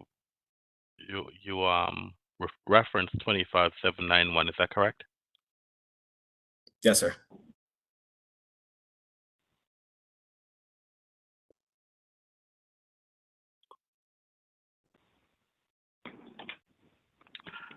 No, I will leave that alone. But I was reviewing the statute once you, but all right. All right, Mr. Silo, the burden is on the government, and so therefore, as you had reserved the right. So I'll give you a couple of minutes, sir. The licensee argues not what the process is, but what the process should be. The licensee argues that the state of the law is invalid. That is not an issue the board can decide. Again, I redirect you to Stackhouse v. DC Department of Employment Services, Rima Christian Center v. DC Board of Zoning Adjustment, Zelvin v. Zoning Board of Appeals. Administrative boards cannot determine that a statute is invalid or unconstitutional. That is what they are asking you to do. That is not an issue before this board. The licensee points to the requirements of what a licensee must do under 25-791. And they try to use that stick as a shield. That's not the purpose of the code. 25-791 mandates that you can't have licenses floating around. It doesn't say legal surrender is not effective until you physically surrender it. So if you put a license in safekeeping, but you never actually come in and bring the license to us, well, you can keep doing whatever you want. We can't do anything about it. That's not the statute. That's not the intent. That's not what we're here about. They can't use the fact that they failed to turn in a license as a shield. What happened is they applied for safekeeping. Legal safekeeping was granted effective October 5th through March 31st, 2024. The letter clearly says your license is in safekeeping through March 31st, 2024. the 102 argument about whether or not section 25-102A applies. That argument has no logical rationale either. I mean, the question is whether or not there was an active license. If a license is in safekeeping, you can't operate under it. No different than if it was canceled or revoked. You do not have an active license if it is in safekeeping. And again, I draw the board's attention to the actual facts of what happened here. Opposing counsel is trying to backdoor confusion that did not exist. Their entire case is a supposed misunderstanding of whether or not the license was in safekeeping. But as we have seen through Investigator Nelson's testimony, supported with the exact same language being used in an email to Mr. Gordy, the confusion was not whether the license was in safekeeping or not. He admitted the license was in safekeeping. He knew it was in safekeeping. He just thought he could still continue to throw private events and serve alcohol without a license. That's what this case is about. And you can't do it. You cannot serve alcohol without a license. Full stop. There's no confusion as to the material facts in this case. Everything that the licensee threw up there was smoke and mirrors to distract you from the simple, indisputable fact that this licensee served alcohol without a license. With a license in safekeeping, it is a primary tier violation, and the statutory minimums must be imposed. Thank you. Thank you. The record is now closed. Was the parties wish to file proposed findings of fact and conclusion of law, or do they wish to waive? District will waive. The licensee would like to file proposed findings. All right. Since the parties have agreed to since the parties have agreed, or since the applicant wants to do, the licensee wants to do proposed findings in fact and conclusion of law, the transcript will become available within 3 weeks. And so the proposed findings of fact and conclusion of law are due to the board 30 days after the transcript have been provided. Okay? All right, so as chairperson of the Alcoholic Beverage and Cannabis Board for the District of Columbia, in accordance with DC Official Code Section 2575 of the Open Meetings Act, I move that ABC Board hold a closed meeting for the purpose of seeking legal advice from our counsel on case number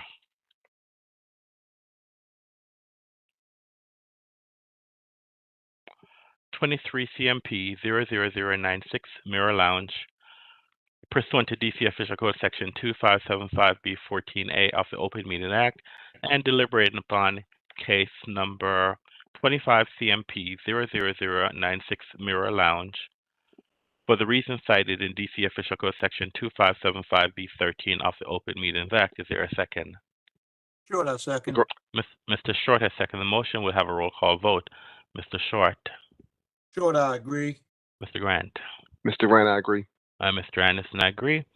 As it appears that the motion has passed, I hereby give notice that the ABC Board will recess its proceedings to hold a closed meeting pursuant to Section 2575 of the Open Meetings Act. Thank you very much for your presentation today, and as stated before, the Board will issue the decision within 90 days after the proposed findings of facts and conclusions of law are provided to the Board. Thank you very much. Have a great day. Thank you, Mr. Chair. All right, thank you. All right. And we are now at the end of our agenda for the day. And if there's no other business, let me close the record for the day.